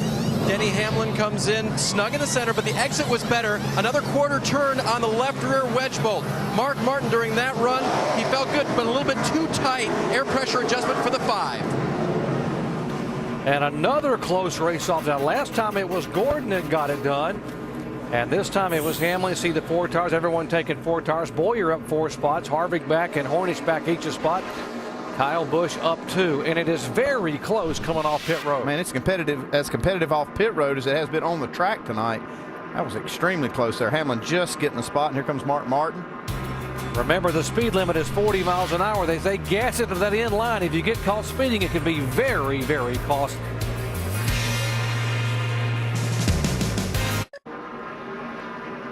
Under caution for the 6th time out here at Richmond International Raceway. Leaders have been on and off pit road. Denny Hamlin now is back on the track as our leader. Let's visit with our in-race reporter, Casey Kane, who's running in the 17th position. Hey, Casey, DJ, you have a copy? Yeah. Hey, buddy, looks like you're battling your car a little bit. Still okay chase-wise, but what are you battling with your car, and has the racetrack changed some? I think the racetrack's changed since yesterday for sure. We're sliding, getting in and sliding off the corner and pushing the nose in the center, so it hasn't been very good yet. Not too happy about it right now, but we're working to try to get it out, get it a little bit better and salvage the finish here. Okay, buddy. Good luck. Thanks for talking. Andy, he's talking about what we've heard many times before about guys are saying they're loose in and loose off, but tight in the middle. As a crew chief, how would you work on that? Well, I would fix the tight in the middle. Sometimes you can never fix that loose in the corner, but that tight in the middle can also cause the problem off the corner in the middle, because what happens is you got a lot of wheel in the car, you get on the gas, and then it just swings the back. So if they can fix that one part of the corner, I think it would help them a lot. Let's look at our bubble drivers and see what happened on pit road. Looks like Kyle Busch may have won the battle between he and Brian Vickers and gained a couple of spots. Yeah, you see right there, the drive time down pit road was 1.3 seconds on Kyle Busch over Vickers. And the total there you can see is how he gains. It's not just about the pit stop, even though the pit stop was a little bit of it. No, but those also get Kyle Busch up there in that 12th spot. Let's listen into the spotters as we go full throttle with the Gree V12.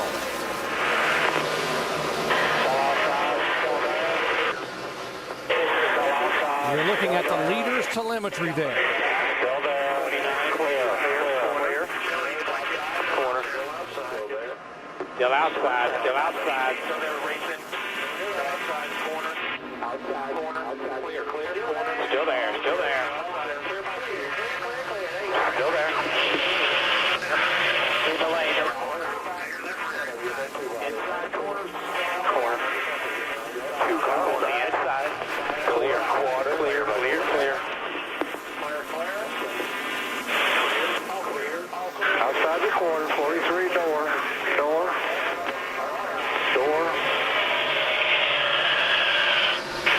Looking. Wow, from 147 miles an hour on the front straightaway down to about 92 when he turns left coming out of turn 4. Denny Hamlin getting it done here. He has now led 6 times for 112 laps, and here's a good battle on the racetrack. And there's battles all over the racetrack. I look back here. Matt Kenseth made it 3 wide, 2 laps in a row getting into turn 1. Now he is on the move and on the attack. Well, he's got less than half the race to get the job done now. He's sitting outside that top 12, so he's got to make up some spots. They've been making a lot of changes on this car. He's being shown now 22 points, make that now 15 points out of that transfer position, but so he is on the move. Jamie.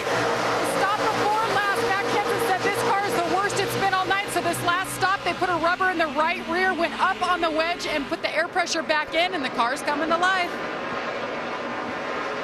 I tell you, Matt Kenseth came to life too, because he got very aggressive on that start. Right in front of him, you see the 14 car of Tony Stewart, A.J. Allmendinger, the 44. They are racing for position. That's 21st and 22nd. As far as Matt goes, he has to really be aggressive at this time. It looks like his car loses even more grip after the tires go away a little bit, so he's trying to make up as much as he can right now. And the good news for Matt Kenseth is because neither the 18 or the 83 have led a lap, DJ, if he can gain a couple spots, he can put himself back into that top 12. Yeah, he can still do that, and so you just have to keep racing. And the other thing that's on his side is there are still 28 cars on the lead lap right now. 2 car of Kurt Busch on the inside of Jimmy Johnson. That is for 4th position. Johnson had it. Busch takes it away. And we're 3 wide back here with Tony Stewart and Joey Logano. Matt Kenseth still part of that mix, too. I tell you what, guys, if I was Matt Kenseth's spotter, I'd be up there politicking with the rest of these guys. Like, give me some help, man. I mean, we're in this chase. We're trying to get in this chase. You guys don't have a chance. Help me out here. And that's what he needs right now. He's talking to his crew chief, trying to get this thing handling better. He needs all the help he possibly can get. And Andy Dale, I got to believe, man, I'd be hollering on this radio, hey, throw me something. Help me, buddy. Yeah, his problem is that he's talking to other car manufacturers who don't really care if he's having a problem trying to get in the chase. So yeah, I'd be asking, though. I mean, I understand his matchup stuff. Doesn't hurt to ask. Yeah, you got to do something. Yeah, you got to ask. You never know, unless you do ask and find out. You got to try to get some help, but because we can see he's still struggling with this race car. The drivers were told in the drivers meeting, no influence, no intervention by anybody outside the chase. In other words, don't be a factor, don't become a factor or a spoiler. But these guys aren't going to give anything away to the guys who are trying to get in either. Yeah, David Hoot said just let the race develop naturally. Don't try to force anything or cause an outcome to change that you shouldn't. Just let the race occur naturally, and you see that's what's going on now. Matt Kenseth is just racing as hard as he can. It still doesn't hurt to ask a guy for a spot. No, and the one thing that Matt Kenseth does have on his side that this could possibly happen later in the race is that Carl Edwards and Greg Biffle are up there in front of him. So if those 2 spots could mean something, we could see something like that happening. See there, Kyle Busch has gained a couple positions. Now Kenseth is moving back up there, only 15 points back and only 10 behind Brian Vickers. The 18 car of Kyle Busch now being shown in 7th position. As we told you, he has not led a lap. Remember, here in May, he led 53 laps and won the race. Like I say, he's having a decent night. I expected a little bit more out of this 18 car. Still a little bit more time to go, but I thought we'd see him up there leading laps tonight. Yeah, we'll have to watch as this run goes on. It doesn't look like that any adjustments they might have made there has helped Kyle with his race car as far as on the fresh tires. But his car seemed to come to life last time, the more laps that we put on the tires. I had lunch with the team today with this Kyle Busch team, and they were talking about how much they wanted to make this chase and how they wanted to use those wins and those bonus points, and they can't use them if they don't make it. So they just hate to see that go away on them. Yeah, that's certainly the one thing. And if you look at the chase, and everybody has their own opinion about the chase, I think it's an exciting thing. But is that something we need to look at in the future with these drivers that win races? Should we expand that as long as they stay in that top 20 or 25 of the points? So that's a discussion that might be brought up later on. There's Clint Boyer, the 33 car. Now, he's right now being shown 15th in the point standings. That's the good news. The bad news is he is officially out of chase contention for 2009. The driver who made it in the chase the last 2 years, in fact, last 2 years, all 3 of the RCR, Richard Childress racing cars, made it in the chase. And here in 2009, not a single one will be in the postseason. And right now, the only Joe Gibbs car in the chase is this one right here. And that is Denny Hamlin, our leader.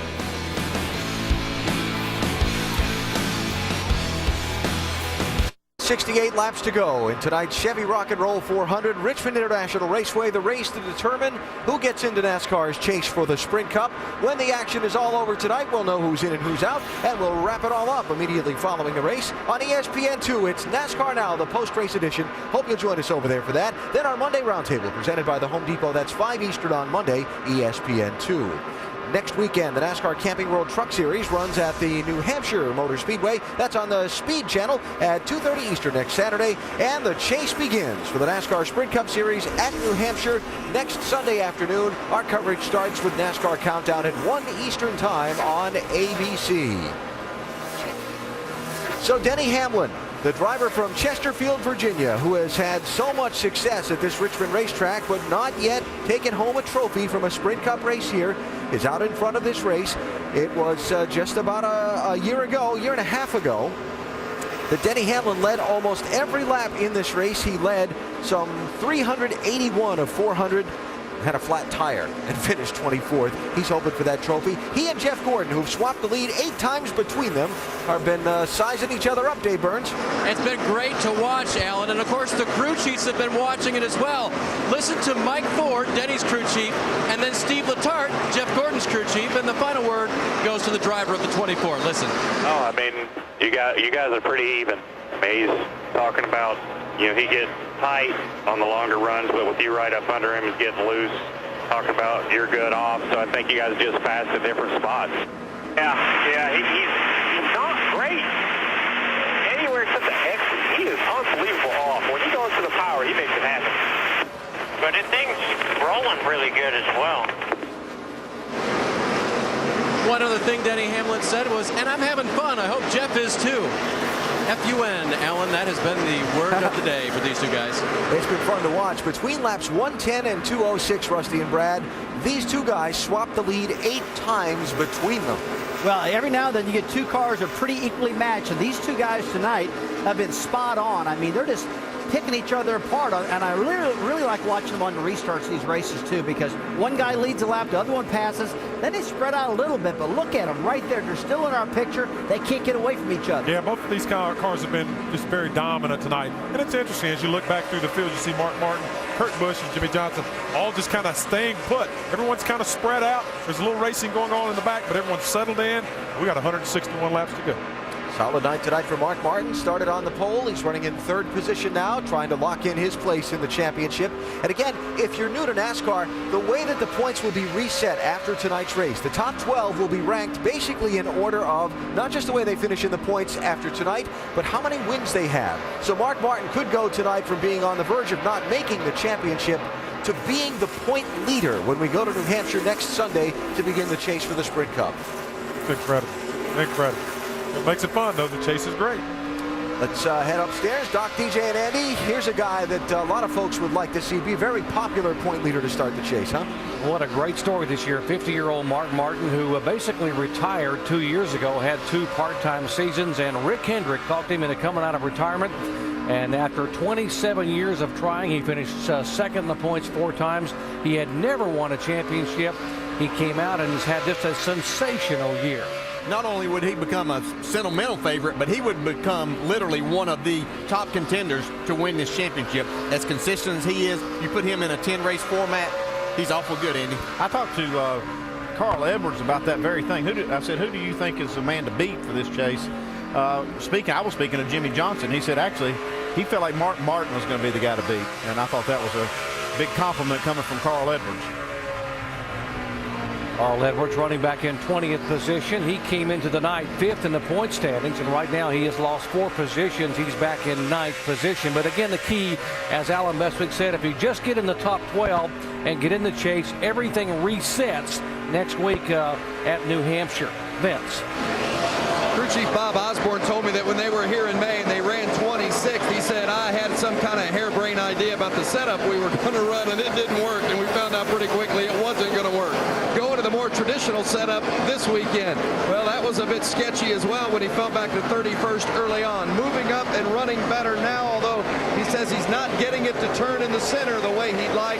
They did take a half-pound out of the right front last stop, but Bob Osborne still doesn't quite have the car right where Carl wants it, but they're getting better.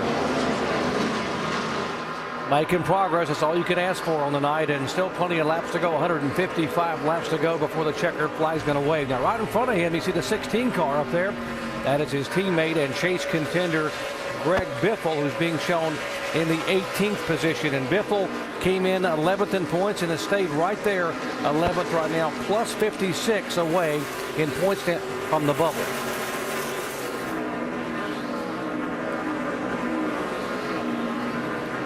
Here's the leading Rookie of the Year contender, Joey Logano, driving the 20 car. Now, this is the car that Tony Stewart vacated after moving to form his own team. And Joey getting a lot of experience on the short track. Yes, he is the driver that set the NASCAR record. in New Hampshire back in June, becoming the youngest winner in Cup Series history at the age of 19 years, 1 month, and 4 days. Well, he's really shown a lot of progress throughout this year. See him trying to make a pass here on Casey Muir. He's really doing a good job getting to know these cars and racetracks and what this Sprint Cup racing is all about.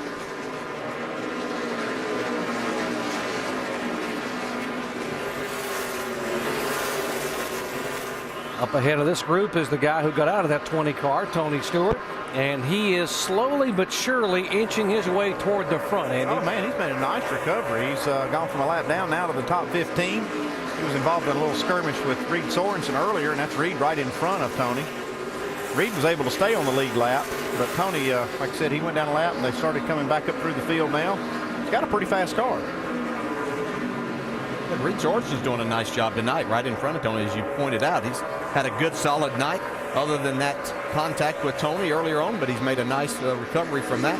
There's our in-race reporter, Casey Kane. You heard him tell us a little bit ago he was struggling with his car, but he's just going to try to make the most out of it and get the points and get into the chase and then try to have 10 good races. 77 on the move, Sam Hornick Jr. We told you about the great run he had here back in May. And he is up to 7th and trying to go around the 29 car to take the 6th spot away. What a solid race he's having here. Caught Kevin Harvick and making that pass. Jamie? Well, you guys are talking about Sam Hornick Jr. He won here 2 times in an Indy car, but he's really figuring out the Cup car. Finished 6th here in May, and he's just been comfortable and confident here tonight. He's moving his way up. He's pretty much happy with the car. It's just been a little bit tight, but guys, he's had 2 top 5s in the last 5 races, and that's the first time in his Cup career. Very impressive for Sam Hornick Jr. Sam Hornick's the biggest mover, 27 spots since the start of the race. What a job he has done, talking about Sam Hornick with those top 5 finishes, really coming on here. And this only his 2nd full year as a driver in the NASCAR Sprint Cup Series. We have less than 150 laps to go, and there have been 12 lead changes among 4 different drivers, and right now it is Denny Hamlin up front in the 11 car. The sentimental favorite, Mark Martin, being shown in 3rd spot, Jeff Gordon in 2nd, and Hamlin is our leader in 1st.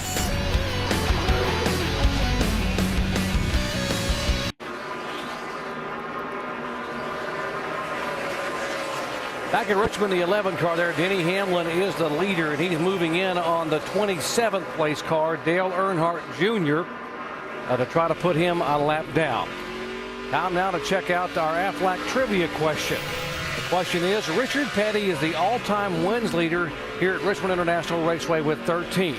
Who has the most wins on the 3/4 mile configuration? This track changed from a half mile to 3/4 in the fall of 1988. I'm going to take a stab and say it was Rusty Wallace.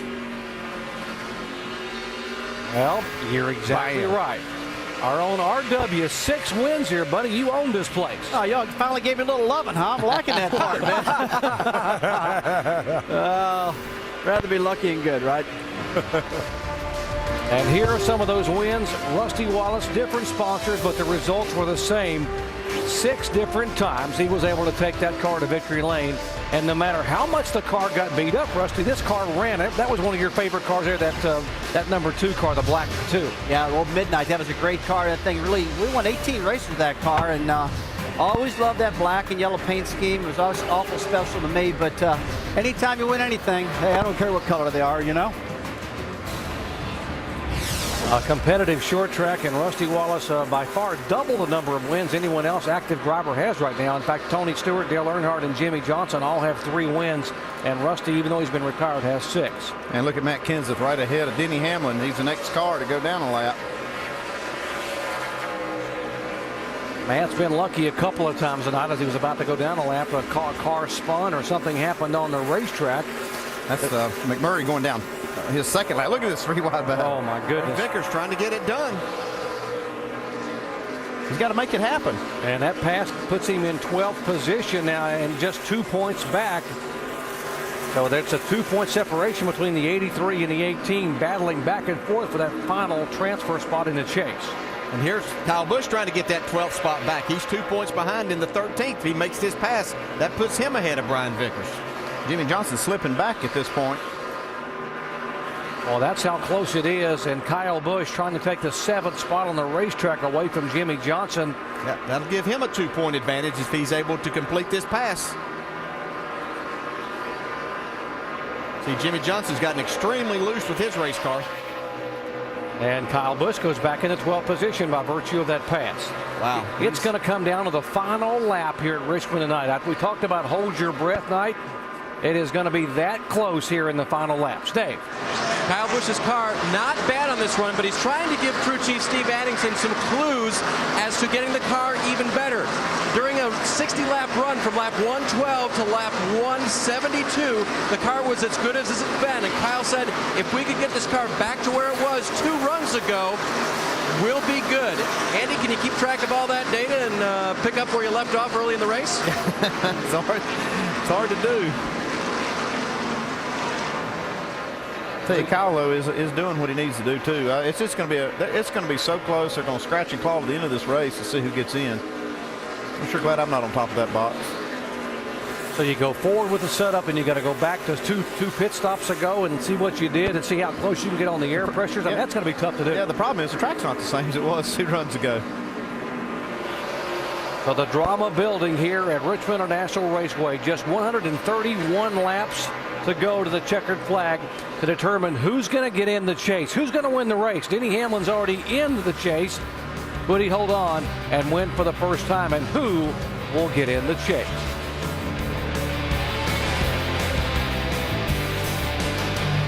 In the books of 400, Denny Hamlin the leader. We're probably 25 to 35 laps away from what could be the final pit stop of the night here at Richmond. On Thursday, September 24th, the whole world will black out at exactly the same time. Everyone will see a flash of their own future, and mankind will take on the greatest mystery it's ever faced. ABC's Flash Forward new series premiere Thursday, September 24th at 8 o'clock Eastern Time, 7 Central on ABC. Denny Hamlin would like to flash forward and run this well throughout the chase and maybe get a championship up. He finished 3rd as his best finish as a rookie 3 years ago in the chase. Well, my talks with him the other day, he seems very confident that his race team is ready to do that in the chase. He wanted to get these 10 bonus points tonight. That's what he talked about, to get himself seated higher in the chase. And then he felt like that they were one of the teams to certainly beat. Yeah, look at Stewart now. He's trouble on the front stretch. He got the one car in the wall. He stayed green. Truex, well, now the caution will come out as he bounced it off the wall. He came underneath the flagman when he hit. And now the caution has come out for debris off that car. Yeah, his car went just to the right. I'm not sure if he didn't blow that tire before he hit the wall, or if he had gotten loose and then overcorrected it in. I just saw him as he was headed towards the wall. See, the right front tire is down. I have to believe that that's what happened as he came out of turn 4. Yeah, this straightaway really is a corner itself. I mean, it's, I know it's called front stretch, but it has a lot of bend to it. So if you blow a tire on this front stretch, you're going to hit something. They call it the front stretch and not front straightaway, right? So. Yeah, that's exactly what happens too, Dale. He lost that right front. Running at 17th spot at the time, and a tough break for last week's pole sitter. He dominated the race early on at Atlanta, fell back and missed the top 20 in a finish there, and now has a good run here, and it goes away with a cut right front tire. Pit stops are coming up. Tony Stewart had driven all the way up to 11th spot on that run, so he's a nice recovery for him. Okay, Mr. Crew Chief, with your calculator, we're about 120 laps away. The fuel window is 110, right at 110 plus. That's about 10 laps outside of a normal pit window, and I don't expect it to go green the rest of the way anyway. Second time tonight, the 7 car of David Gilliland getting the free pass. He'll be able to get back on the lead lap. Yeah, one car that won't get the free pass is Matt Kenseth. He'll remain 1 lap down. He's in 25th spot. So you think we got more cautions coming, huh? I'm sure Alan Bestwick's down there probably calling Ray Evernham, seeing what's going to happen here later on. How many more we got coming, Alan? Let's see. 6 of the last 9 races at Richmond. There's been a caution with less than 40 to go. Probably can count on one. You get hold of Ray Evernham, he'll tell you exactly which lap it's going to be. Right. I had that one looked up myself. Did you? Yeah. Good job. Good job. Now, we joke about the fact that Ray Evernham specifically called the lap last week in Atlanta. Oh, he got lucky. When that late caution flag was going to come out. Okay, the pits are going to be open, and Denny Hamlin will lead him down pit road here. Shannon. Jeff Gordon does not like the adjustments they made on the last pit stop, so they are going to go back on those adjustments. Track bar adjustment and wedge for the 24-4 tires. Vince. The two-car of Kurt Busch coming off their worst finish of the season last week in Atlanta. Their crew chief this week, Pat Tryson, said that he's going to be leaving the team at the end of the season, but boy, has the two bounced back. They are running strong. No changes on the car during this stop. Kurt likes it. Dave? Leader Denny Hamlin, loose but good, exceptional drive off, air reduction in the rear tires just to keep up with the track. Mark Martin, meantime, running in 4th position. No changes to his race car at this point for Martin. This time it's not that close. Denny Hamlin able to beat Jeff Gordon off pit road by about 15 feet. Boyer up a spot. Jimmy Johnson up 2 spots. Montoya and Vickers gaining positions. Hornish back. And by the way, the one car of Martin Truex Jr. has gone to the garage.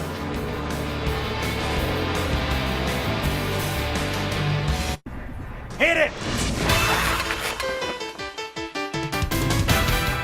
Are you ready for some football? Do you want to drink? Do you want to party? All my rowdy friends coming over tonight. My favorite NFL team is the Carolina Panthers. I love John Fox, our coach. Jake Delhomme, he's one of my favorites. I like the Miami Dolphins growing up because they had cool colored uniforms. Seattle Seahawks, because I grew up in Seattle going to games with my parents. I'm excited. They got a great draft pick this year, so they'll be turning things around. The Green Bay Packers. I'm from Wisconsin, and I've always been a big Packer fan. Ooh, that makes me get ready for some football. I like Monday Night Football. Well, we've got Monday Night Football coming your way, guys. A doubleheader coming up featuring 2 divisional rivals. First, 7 Eastern time. T.O. and the Buffalo Bills head to Foxborough to take on the New England Patriots, led by quarterback Tom Brady. Then at 10:15 Eastern time, LaDainian Tomlinson, a healthy LT, and the Chargers face Darren McFadden and the Oakland Raiders.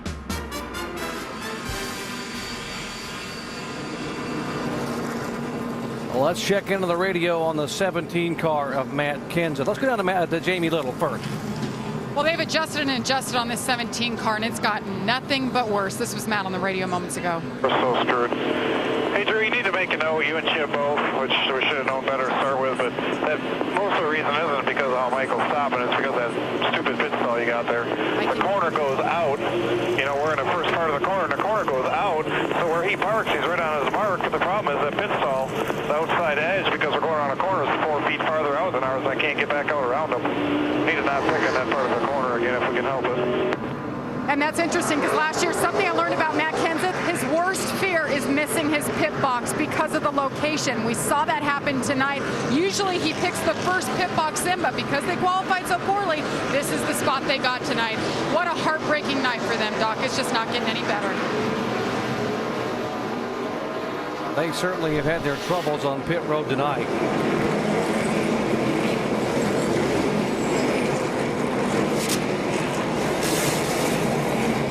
Had trouble getting out of the pits. They've had trouble getting into his pits. Let's watch the left rear tire change. Okay, they're making some changes on the right side, on the right rear, so the tire changer came around and knocked the nuts off the lug nuts off the left rear and the left front. So that when they came around, they would be able to change it quicker. They were just making some changes, a lot of changes on the car to try to get it better. Left front guy had to do a double duty there, getting the lug nuts off. Well, that was a planned deal. Restart here, 114 laps to go. Jeff Gordon is the leader, but Denny Hamlin won't come by. It's Hamlin the leader, Jeff Gordon in second spot, Kurt Busch, Boyer, and Mark Martin the top 5.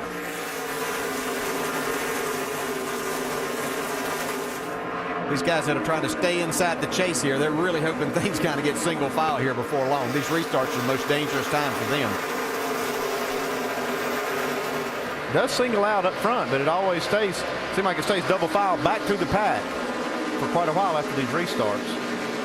A good pit stop by the 83 bunch for Brian Vickers, got him off of pit road, and now Vickers trying to move up and get into the top 10, and he needs every single point he can get. And Tony Stewart lost 8 spots on pit road. I don't know what happened to him, but he made a nice run up through there, but gave him away on pit road. That move right there, the pass by Vickers to go by Harvick and get 10th on the racetrack, puts him 12th in the point standing. So if the race would end right now, he would be in the chase. Well, with Matt Kenseth having so much problems tonight, as long as that 83 car can see the back bumper of that 18, he's in. But these guys got to think just one little slip. You see Montoya trying to take the spot away from Sam Hornish there. Just one little slip could mean the difference between these two guys now. Looks like it's between the 18 and the 83. One slip could mean the difference of whether they race for a championship or not. See Montoya there, the 42, battling the 77. That's 8th to 9th position. There's the 18 of Kyle Busch behind the 48. He's up in 7th spot, but he's still 5 points out of the transfer position. Yeah, and I don't think either one of these guys thought that coming in here and running 7th and 10th would have been good enough to get them into the chase. But that's the opportunity that's presenting itself tonight. Now they have to take advantage of that. Last time we were on a short track 2 weeks ago in Bristol, Tennessee, that 18 car very methodically worked his way up and really didn't become a factor at the front of the field until about 60 laps to go. Of course, in the last 40 laps, we had a lot of shuffling and pushing and shoving that totally changed the complexion. So anything can happen on the short track in the final 100 laps. Well, right behind Kyle Busch, Brian Vickers has made another spot. He's moved up to 9th now. And we're getting into that last 100 laps of this race, and that's when the pressure's really going to come up. And we still do have 22 cars on the lead lap, so any problems by either one of those guys could mean a big difference for them. One of the cars that was on the lead lap, or it was off the lead lap, got back on and moved up into the top 10, is now being shown back in 18th position, is the 14 car there of Tony Stewart. Let's update his situation, Dave. Yeah, Doc, you guys were wondering out loud what happened on that pit stop. If you'd been watching closely, you would have seen them drop a lug nut on the left rear, pick it up, and put it back on, but it cost time. I watched them do the replay on the back of their pit box, and that's what I saw. It cost him 8 spots because he came in 11th and came out 19th. Yeah, and as solid as that race team had been for probably the first 22 or 23 races, getting themselves in that #1 position, they really struggled here the last 3 races, and that's really not the way they want to go into New Hampshire. Yeah, they win the race at Watkins Glen, and then as you said, the last 3, they don't even get a top 10 finish. They had trouble. That finished 11 laps down at Bristol, Tennessee in 33rd position. But the good thing is they were really good in those first 23 races, got themselves in a nice spot, and they'll regroup and battle for a championship. Battle waging there for 6th spot. Jimmy Johnson, who's comfortably in the chase, trying to hold off the advance of Kyle Busch, and Kyle needs to pass some more cars to get a chance to get in there. And Jimmy's the first one he's come to. Yeah, it looks like he's going to be able to make that pass. The handling on Jimmy Johnson's car has gone away, and Kyle Busch does take that spot away from him. And Kyle's got to get another spot, though, because he's still outside the chase, even in that position. Yeah, and Brian Vickers makes up another spot right behind him and passing Juan Pablo Montoya. So really, Kyle Busch didn't gain anything right there by making that pass. Sort of monkey see, monkey do back there with the bubble contenders. Denny Hamlin is our leader. It'll be 100 laps to go. You're watching ESPN on ABC. Hamlin has led over 200 laps tonight. Here are the current standings for the AT&T Fastest Pit Crew of the Year. Now, points are accumulated by the team who wins the race by fan votes and by an ESPN pick. You see Dale Earnhardt Jr. right now atop the standings. Jeff Gordon, Tony Stewart, and Matt Kenseth. Make your pick for the AT&T Fastest Pit Crew of the Year by texting the car number for the pit crew you think is fastest and most valuable in each race to 2258. Standard messaging rates do apply. Dale Earnhardt Jr., by the way, being shown a lap down back in 25th position. Look at this race right here. You see Stewart now hung up behind these cars after having that bad pit stop, trying to make something happen. Kind of forces his way underneath Jeff Burton. And Joey Logano. Make something happen. It might not be exactly what he was looking for, but something's going to happen. That's Carl Edwards in 15th position, and these guys right on behind him, 16th, 17th, and 18th. See how hard those spots are to make up on the track. It really kills you when you lose them on pit road, especially when you lose 8 at one time. And these two guys have had several incidents throughout the year bouncing off each other. This team seemed to be able to race together week after week. We're talking about Casey Kane and looking back at Juan Pablo Montoya. That's for 12th and 13th spot. Vince? Juan Pablo Montoya says the car's been a little bit worse this run. They need to do a little bit with it to make it workable. He's really had a pretty solid car throughout most of the day, but says this one is loose getting in. You know, they finished third at Atlanta last week, and crew chief Brian Patty told me today they really felt like those 24 points that they gained on the field with that third place finish in Atlanta gave them the necessary comfort here this week that they could take this race a little bit more conservatively and be comfortable with it. So far, so good for Juan Pablo and the 42 team. Doing exactly what Juan Pablo Montoya has to do, and that's keep this car in contention and try to get a top 15 finish. Right now he's being shown in 13th position. Denny Hamlin the leader, Jeff Gordon being shown in second position in the 24 car, and back in third spot is the 2 car of Kurt Busch, who had the big disappointment last week at Atlanta, and maybe another disappointment this week when it was announced yesterday that his crew chief Pat Tryson would not be back at the end of the year. And Kurt says, okay, it's Pat's decision to leave, but now we're entering the chase, and he thinks that could be a huge distraction for this team. It will be. I mean, that'll be a huge distraction because you make a big change at the top like that. I mean, you know, I guess there's a time to do it and a time not to, but this is really a pretty tough time to be making that move. Yeah, it's kind of bad 4 or 5 days there for Kurt Busch. He looked like he was going to try to wrap up a spot in the chase at Atlanta, had an accident there, then his crew chief announces he's going to be leaving at the end of the year. So kind of a stressful time. They'll do the most to try to make it work. Another car doing very well tonight. Now out of the chase this year, but a very good run by this 33 car and a comeback somewhat tonight here for Clint Boyer. He started off pretty far back. He was racing Matt Kenseth real early in the race, and then he just starts moving up. Been methodically moving up all night. Now he's in the top 5 and still going forward. Yeah, this team started off really well with a whole new kind of, I mean, it was a new team that Richard Childress started. Clint Boyer working with new people. They started off the season really well. Got into a little bit of a slump for a while, but they've had some really good runs as of late. Clint's last win came at this racetrack 51 races ago back in May of 2008. Man, look at this. Yeah, they've been running into each other quite a few laps. As watching, Jeff Burton wasn't too happy, I don't think, with David Strim. You saw him give him a little bump in the rear bumper. He's got a problem. I think he might have a left rear tire. Yeah, definitely has a left rear down. I think that's why he wasn't happy. I think maybe the 12 car got into the left rear and cut that down with the splitter. So Jeff Burton had moved all the way up in the 16th position, and now will have to come on pit road. Yeah, if he can make it back to pit road. See the replay right here, Strimmy and the 31. And Jeff Burton racing side by side. They just barely touch. That's enough sometimes to knock that, either the valve stem or cut that left rear tire. And caution's out now because of that debris of that flat tire on Jeff Burton's car. Well, that's going to make decisions easier from a couple of guys' standpoint. The 18 and the 83, who probably were going to be close on fuel, and a lot of people were going to be close if they could even think about making it, but certainly going to be able to make it. Not going to worry about it now. Well, what actually happened on that left rear tire there for Jeff Burton? Let's go down to our Craftsman Tech Garage and Tim Brewer.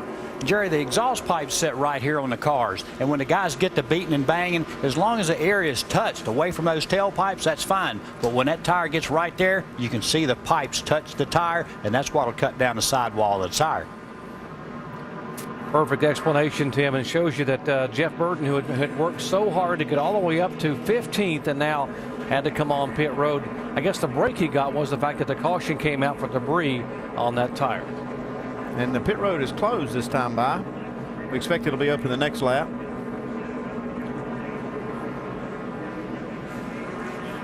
.81 laps to go here at Richmond. They'll make it 80 this time by. Denny Hamlin has led the bulk of the laps tonight. He's led 7 times for 218 laps. Got to wonder what he's thinking about, because we talked about the fact that in 2 of the last 3 races here that he has run, he has dominated to lead the most laps, only to have a problem either on pit road with a lug nut or cutting a tire in the final laps cost him a chance at victory. Once it was the final pit stop, which this may be. Yeah, he's not thinking about that. Yeah, No. you put that out of your mind, and you just have to go on. And he's got a great race car. He's thinking about doing all the right things. Right now, he's thinking about not making a mistake here on pit road, getting in his box, and continuing to have that lead. 31 will get the free pass because debris brought the caution out, not him, and so Jeff Burton will get back on the lead lap. Here come the leaders down pit road. Shannon. Jeff Gordon says we still have some work to do on this car if we want to win this race. It's going to be 4 tires air pressure for Jeff Gordon in this 24 car. Vince. The 2 car of Kurt Busch comes in running 3rd, and he likes it. He says it's a little snug in the center, but it's pretty good off. He said it's just about time to go racing, and I like it. Dave?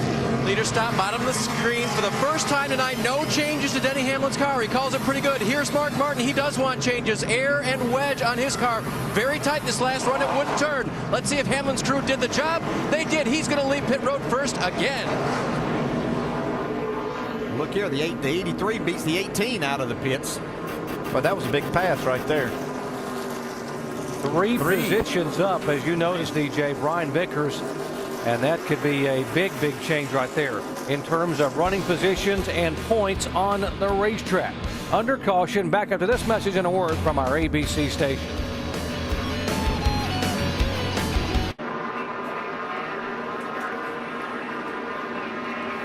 Back for the restart here, the Chevy Rock and Roll 400 at Richmond International Raceway. 75 laps to go. Denny Hamlin, the leader. Jeff Gordon is there.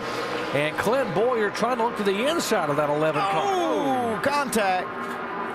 Jeff Gordon gets the worst of that.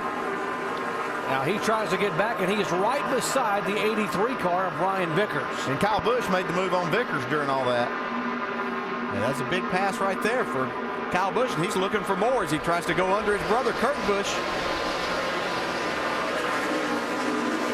Kyle Busch has got to gain some positions here in the final laps, and the caution is got a back car out down again. in the grass here, Michael Waltrip.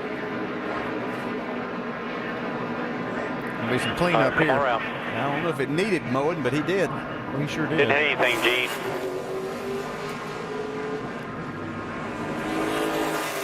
Grass coming out of the front of that car all over the racetrack as he has brought out caution now for the 9th time tonight.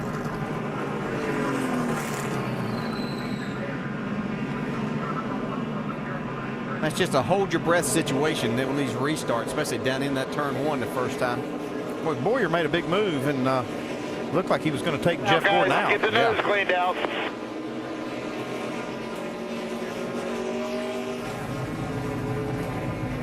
Might want to address the turf they got stuck in the front of that car. Yeah, they need to hold that car till they get all that off of there before he drags it on the track. Now let's address what happened on the restart here. First, on the restart, Denny Hamlin, the leader. Jeff Gordon is there, and Clint Boyer trying to make a move. Yeah, Gordon gets a great start, too. I mean, he's pretty even with Hamlin when they come across the line. You see right there. Looked like Boyer maybe even locked the wheels up. Yeah, it looked like he did because he was trying to stay off of Denny Hamlin right there. He was up beside him. He got a great restart. It ended up costing Jeff Gordon. Gordon went from 2nd back to 6th position. He is behind Kyle Busch and in front of Brian Vickers.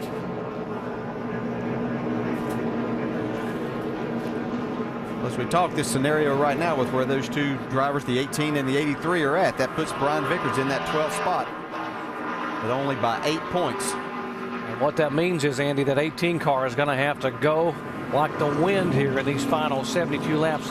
Kyle Busch has got to get up there and lead a lap, pass as many cars as he can pass, and hope that Vickers can't follow him through traffic. I guarantee you that 18 is going to be digging on this restart. There's 72 laps to go. Whole season on the line. Yeah, and he may not have to lead. I mean, he has to go as hard as he possibly can. You know, his thing is needs to kind of hold everything right here and hope that Vickers might lose a spot or two to some fast cars behind him, who are Kevin Harvick and Jimmy Johnson and Sam Hornish. The free pass will go to the 88 car, Dale Earnhardt Jr. He will get back on the lead lap. He is the first car a lap down. He gets the lucky dog pass and now gives us 23 cars on the lead lap. Back with a green flag in a moment. Richmond International Raceway, the scene of the Chevy Rock and Roll 400 here, as we have just 69 laps remaining. We are under caution for the 9th time tonight, an incident down in turns 1 and 2 involving the 2nd and 3rd place cars. Let's show you how it all unfolded down there on the restart. Denny Hamlin led him down there. Jeff Gordon was running 2nd, and the 33 car of Clint Boyer was trying to make a move. Trying to make something happen. He dives down hard under Denny Hamlin. I don't think Denny saw him. And you see 33 lock up the brakes and get into Jeff Gordon. DJ, Jeff Gordon wasn't happy after this happened. No, you could see after the caution was thrown, everybody's slowing down. He wanted to come up and let Clint Boyer know about it. I didn't mean to do that. The 11 chopped down on me. I had no choice.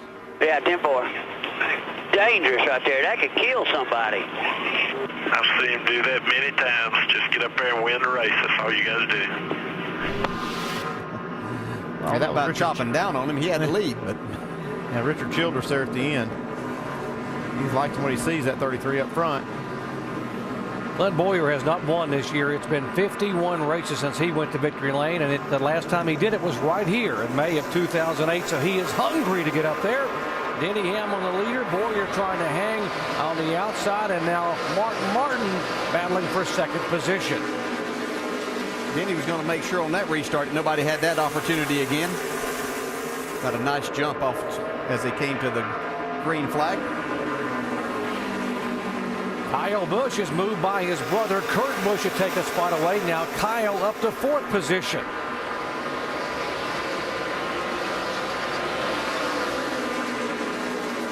.07 being black flag for a pass-through penalty. Casey Mears did not let the lead lap cars get in line. And now the 18 car trying to take the 3rd spot away on the outside of Clint Boyer.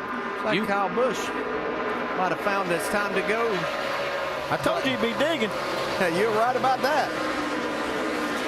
You realize time's running out. 65 laps to go. And it's not just running out in this race. It's running out on his season if he doesn't make some moves here. And if Kyle Busch can make this pass, he'll put himself, or could possibly put himself back in 12th position. Here's the bad news for Kyle Busch. See the 83 car back there? He's making passes too. Yeah, he's coming right with him. Yeah, Kyle said, come on, brother, give me a break here. Yeah, not only did he not make the pass on the 33, he got passed by his brother. So that drops him, 2 spots back. That's 10 points that he was looking at right there. So a lap and a half ago, Kyle Busch was trying to make a pass to put himself in 12th, and now he finds himself 12 points back. See right behind there, Jeff Gordon's gotten back in this. He really hadn't found himself back in a position like this for most of the race, so he's struggling a little bit on that outside. There's the 07 joining the race back. As Doc pointed out, he had to make that pass-through penalty. So Hamlin the leader, about 0.6 of a second margin over Mark Martin in 2nd. There's the margin. You see Boyer back to the 33 car is 3rd. Kurt Busch now beginning to move back in on the 33. Boyer for 4th. Ron Vickers trying to pass Kyle Busch. And they are battling for 5th spot. As long as he's in front of him, Vickers knows that he'll be in this right now.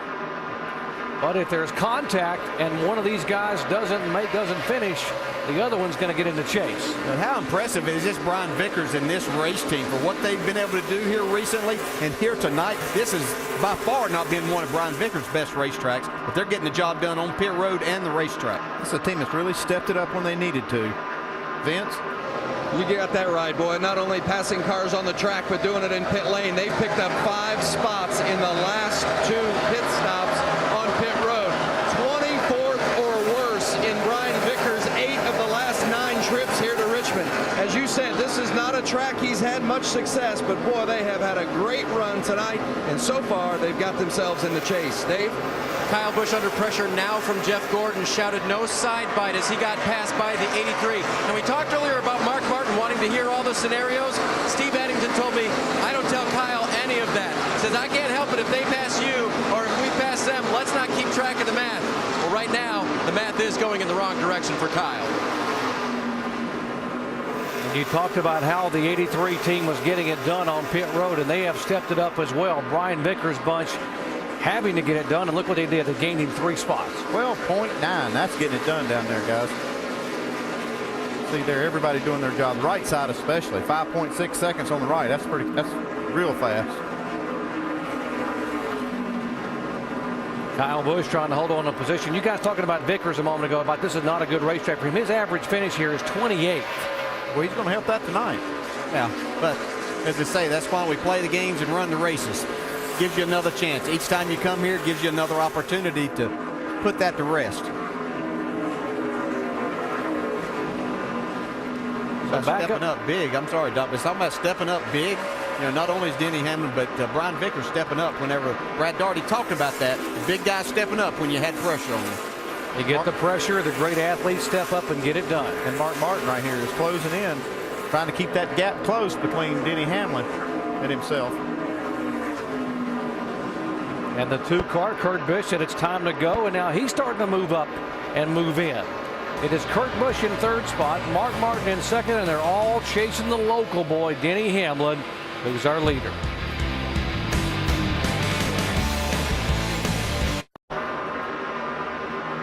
Down to the final 50 laps tonight here at Richmond. And don't forget, after our ABC coverage, it is NASCAR Now, the post-race wrap-up. More coverage on who makes it and who doesn't in the chase for the Sprint Cup. That's on ESPN2 after our ABC coverage. Our NASCAR Now Monday Roundtable presented by the Home Depot on ESPN2 at 5 Eastern Time on Monday. Then it's on to New Hampshire. The NASCAR Camping World Truck Series runs on Saturday, 2:30 Eastern. That is on Speed.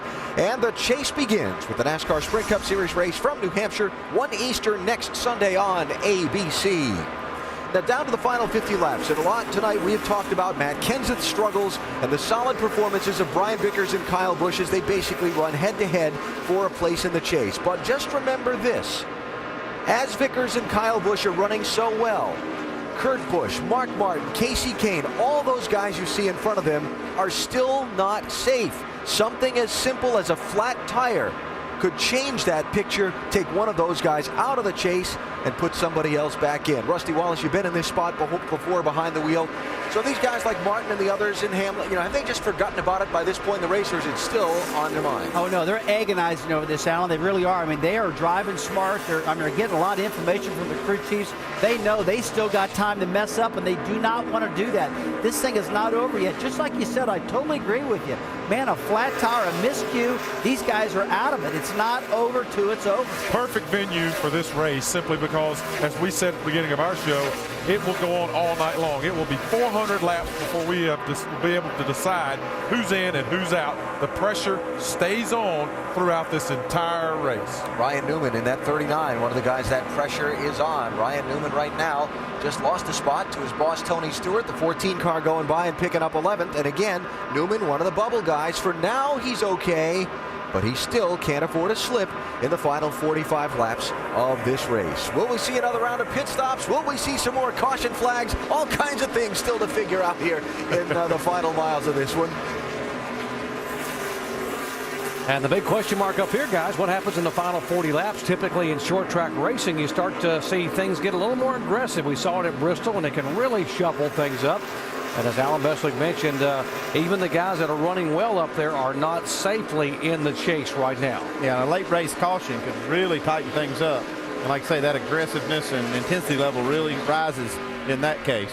Yeah, with 23 cars still on the lead lap, a lot of things can happen here. Let's update Denny Hamlin. Dave. Well, Doc, you talked earlier how Denny's going to erase the demons if he wins tonight of leading here but not winning at his home track. More importantly, Mike Ford told me this week that we have got to use our successes at Richmond as a springboard to the chase. For the last 2 years we've been in, but we haven't run well at the beginning of the chase, and it has cost us. Springboard was the word he used, and a W here tonight will take him a long way towards starting that chase outright. Mike Ford is a very smart guy, and remember, the driver who won this race the last 2 years was that guy, Jimmy Johnson. He used this win as a springboard to go on and win the championship. Now he's trying to hold off the 18 of Kyle Busch for 7th position.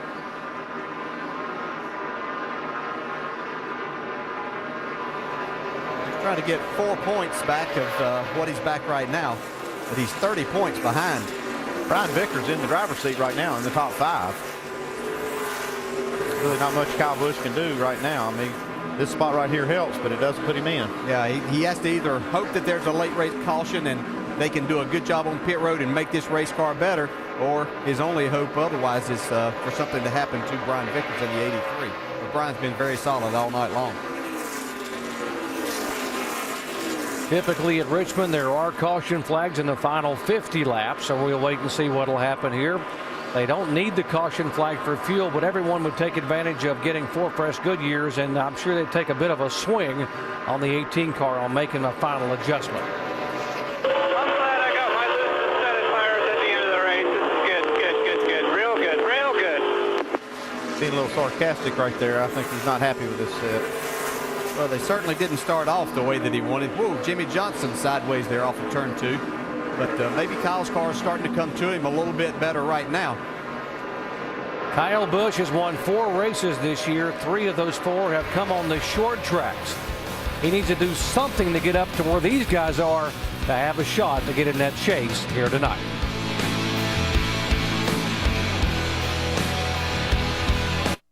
Raceway in the final 32 laps of tonight's Chevy Rock and Roll 400. There's your leader, Denny Hamlin. A race that started about 30 minutes late due to a little brief rain shower. Right now moving into its final stages with Hamlin out in front of Mark Martin by a 2nd and 1/10.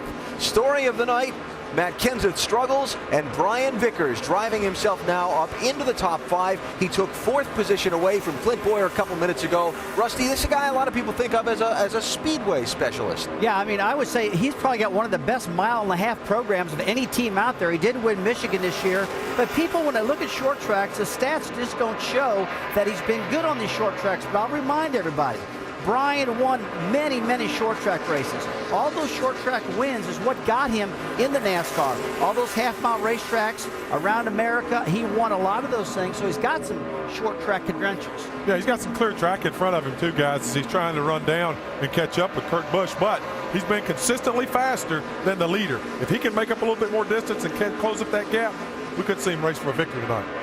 So Vickers right now running in 4th position. As we drop back to look for some side-by-side action here, that's Kevin Harvick in 29, Jimmy Johnson in 48, racing for 8th and 9th spots. Johnson sliding back. Let's not forget, Johnson pursuing a 4th consecutive Sprint Cup title. He'll be one of the 12 drivers competing for the championship when it kicks off next Sunday up at New Hampshire. But for now, Jimmy's slipping back a little bit at this point in the race. Yeah, he's just falling back just a little bit. Just like you said, though, he will be a threat for this championship. He's, for whatever reason, Brad, this team is always a second-half team. And, boy, when they get to New Hampshire, that's when they set it on fire, and it's been that way 3 years in a row now. Yeah, it's a good solid foundation with Chad Knaus and Jimmy Johnson and the rest of this team. They do a great job of peaking at the right time, Doc. What do you think? They certainly do, guys. And Jimmy Johnson, the last 3 years, 3 consecutive titles. And last year they had a bit of a lull here in July and August, and they came roaring out of the gates in the chase and did it again, and tying Kel Yarber, becoming only the 2nd driver in NASCAR to win 3 consecutive titles. And our leader is in heavy traffic right now. Slicing and dicing through it, though. It looks like he's taking some chances, but his car's just so good that he's making it look easy. Yeah, I thought Mark Martin might be able to close some ground on Denny Hamlin when Denny got in this traffic. But Denny is able, like you said, take a lot of chances in passing these lap cars. The last 7 times Denny Hamlin has led the most laps in a race, he's only won once. He's got 25 laps to do it. Back into this message and a word from our ABC station.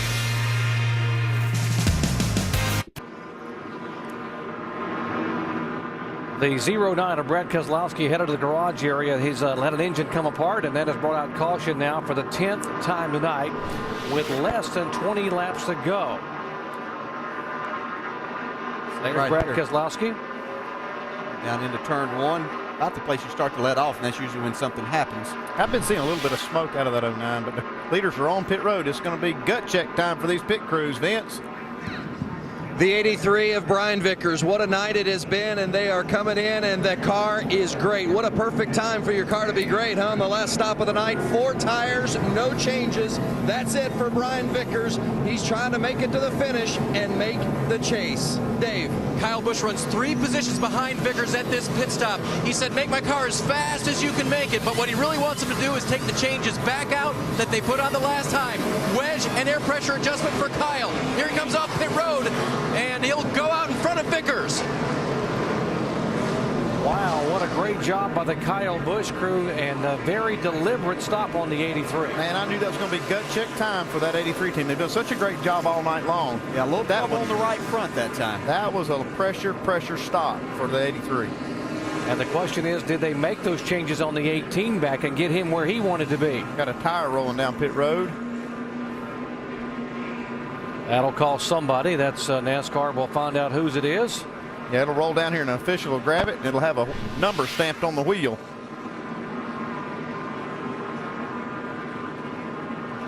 Oh, man. Oh, my goodness. Guy's down right there on Rudimann's team. David Rudimann's team there. Guy getting upended as Tony Stewart was pulling out. He was trying to get the tire away. There likely won't be a penalty on that one because that was contact. Like enough of a penalty right there. Yeah, that was a plenty of penalty there. Goodness. Now you know why NASCAR has mandated those helmets. Until about 7 or 8 years ago, they didn't really wear helmets. They weren't mandatory for those guys over the pit wall. And fortunately, they are now. See the crew member from Tony Stewart's team over there making sure everybody's okay.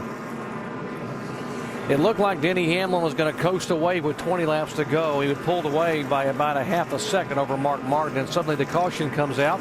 They have all been on pit road and made some adjustments, taking the final swing at these cars in the 83 and the 18. And now there's going to be a shootout to see who can do what and maybe get in this chase. Yeah, Matt Kenseth is a car that's kind of rolling the dice a little bit here. He's going to stay out and on these tires and try to get the wave around in front of there. So it's going to put him back on the lead lap. Got nothing to lose. Yeah, nothing to lose here. He's if he gambling. happens to get a quick caution, then he could make something happen. Just gambling on a quick caution. Otherwise, he's just going to be trapped a lap down.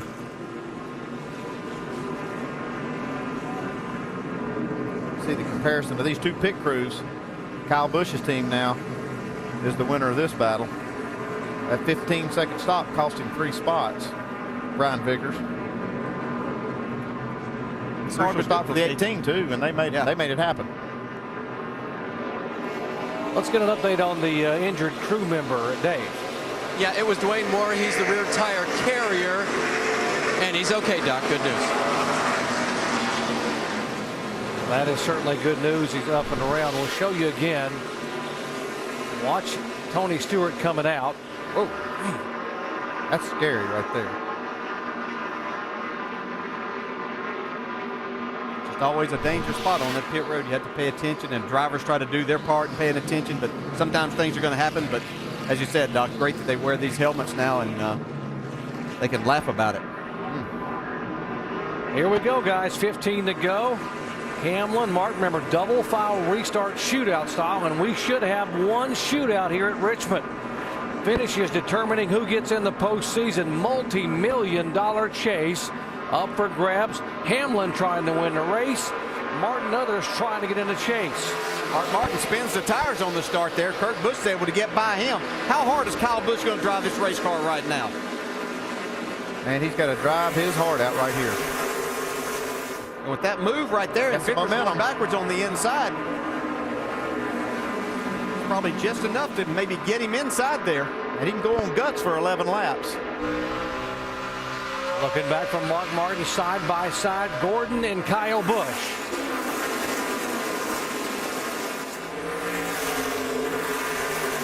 Kyle was in a moment ago. Now Vickers has made a pass, and Vickers is back in. 13 laps to go. Every time Kyle edges ahead of Jeff Gordon, that puts him back in. And Kyle's got a good run this time off of 4. Gordon right there. Brian Vickers right there trying to take a spot away from Sam Hornish. He knows what this means too. You got the lead right here too. Kurt Busch putting a lot of pressure on Denny Hamlin. I heard Kurt Busch talk before that last pit stop. He was getting down to time to go. Kurt Busch has not led a lap. Critical pass there for Brian Vickers, left side of your screen, trying to get by Sam Hornish to get some points.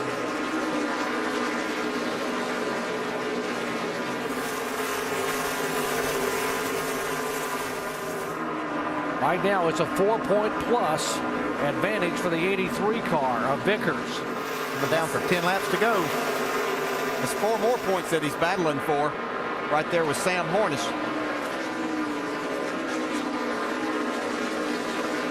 Tough spot. He wants to race hard, but knows he doesn't want to make a mistake. Kyle Busch has lost that position, the 4th position, to Jeff Gordon. And he's in danger of losing another one as Clint Boyer moving in on the 18 car. And Vickers going to have to play a little defense there because you have Kevin Harvick on his back bumper. Gordon going by the 5 car to take the 3rd spot away.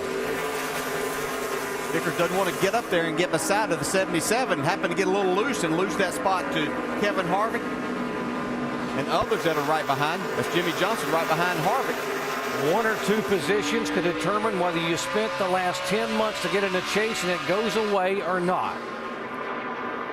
Vickers' team needs to be telling him that he's in. He doesn't need to be taking unnecessary chances here in these last few laps when he doesn't need to. They need to be telling him that he is in the right position right now. But he can't back up. He'll get passed right behind him. So he's in a tough spot right here. He's got Harvick coming. They got Jimmy Johnson behind Harvick.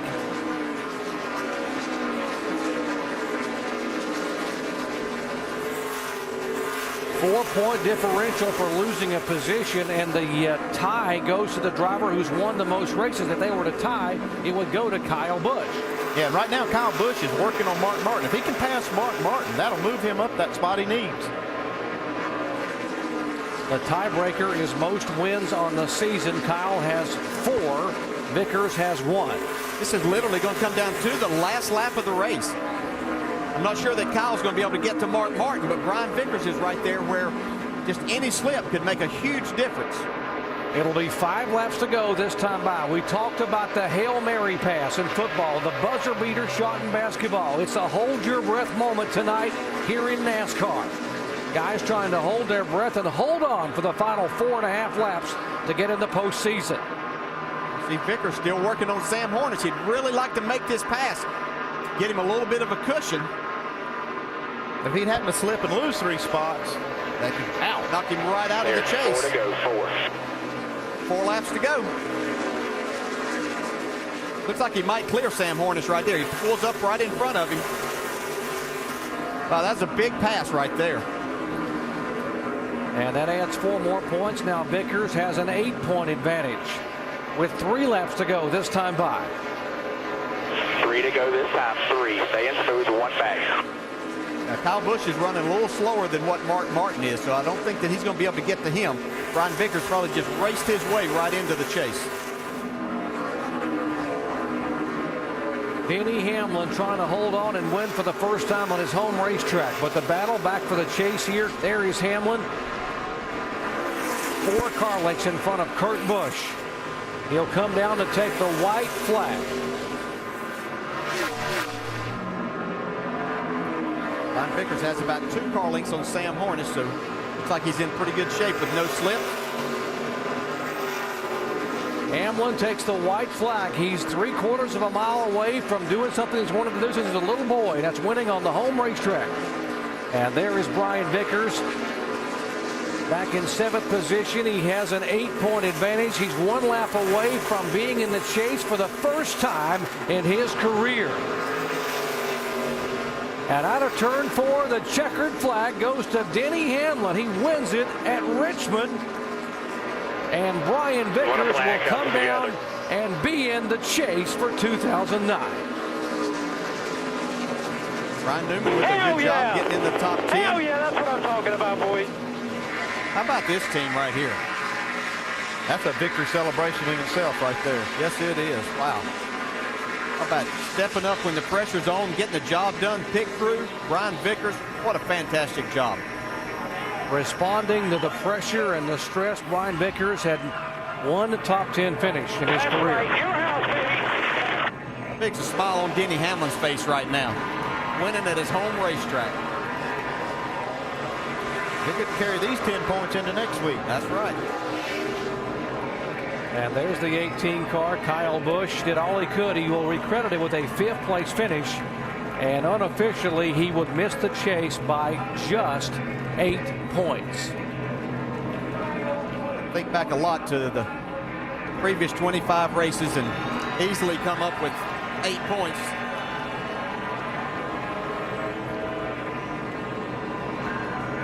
Denny Hamlin great. had led over 600 laps here at the home track prior to the night, but had never won in a NASCAR Sprint Cup car.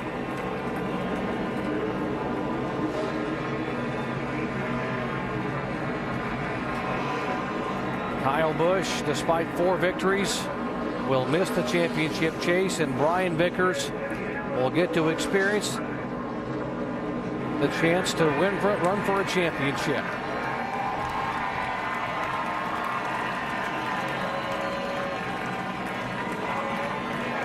That flag and the trophy he's about to receive, two best things Denny Hamlin's had in a long time.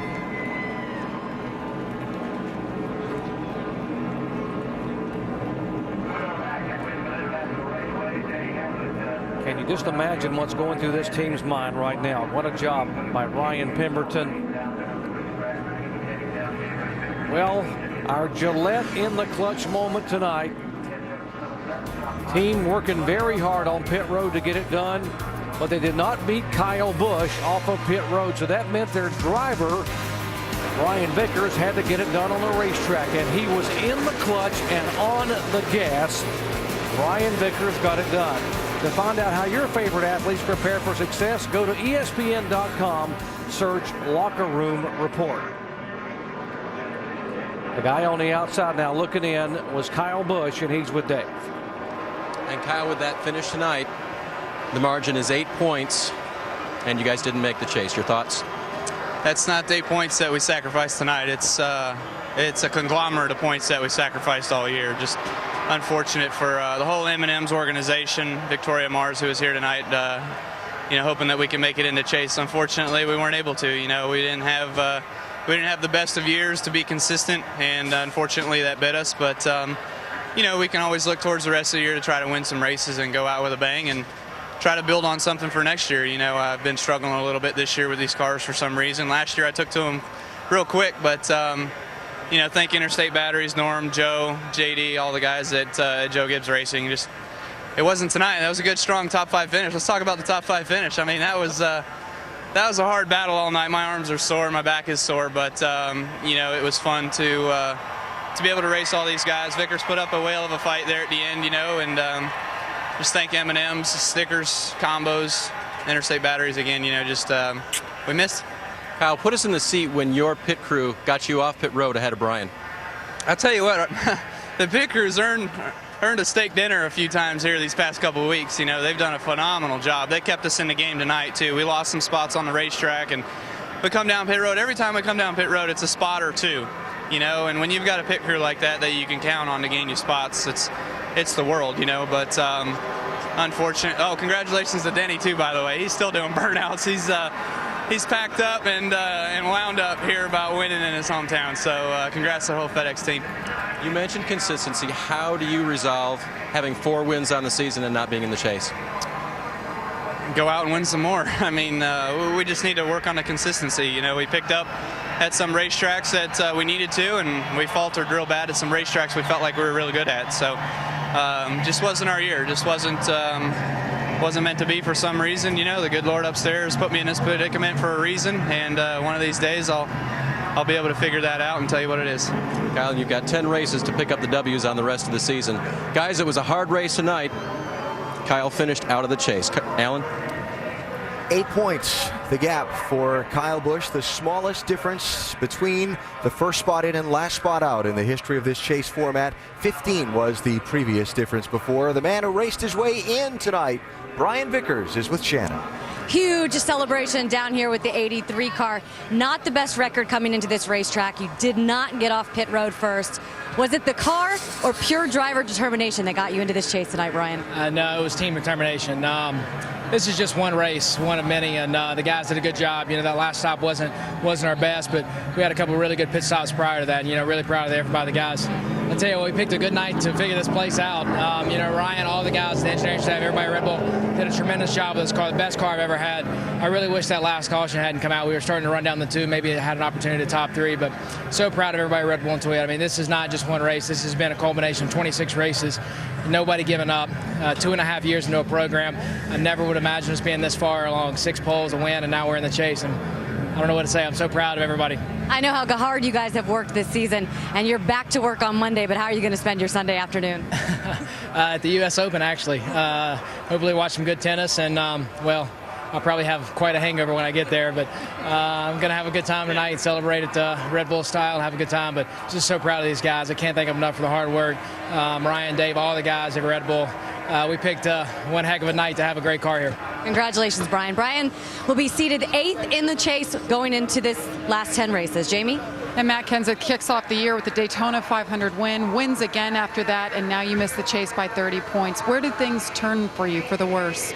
third race of the year, Las Vegas. We finished last, and from there it's been downhill really. So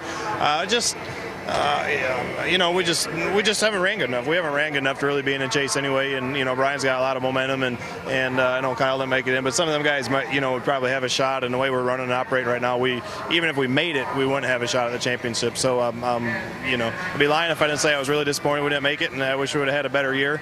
You know, but we'll just keep working on it and see what we can do to improve. I think there's some improvements need to be made organizational wise to make our cars run better. And I know I can do a better job driving, and I know we can do a better job on pit road and as our team too. So we're going to work on as hard as we can these last 10 weeks and hopefully at least get back into competitive form to get ready for next year. For the first time ever, Matt Kenseth does not make the chase. Alan? Jamie, thanks. Missed it by 38 points with a 25th place finish tonight here in Richmond. And for Denny Hamlin, it's the Degree V12 victory lane. He is going to celebrate big by winning in his hometown.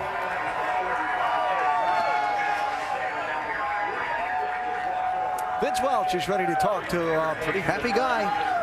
What a way to close out the regular season with a victory here after having dominated at your home track so many times. How does it feel to finally get the victory here? Yeah, I just can't say enough. It's you know, first of all, I'd like to thank the fans. You know, everyone who's wearing that number 11 hat or shirt. You know, these are the times that I get so excited, and I made sure I did everything I did at Pocono. I've only wore this hat 2 times. The other was at Pocono. I made sure I had my gold heat shields on. Everything from Pocono. I had my grandma's St. Jude keychain in there. I just was making sure I covered all bases when we decided to drive today.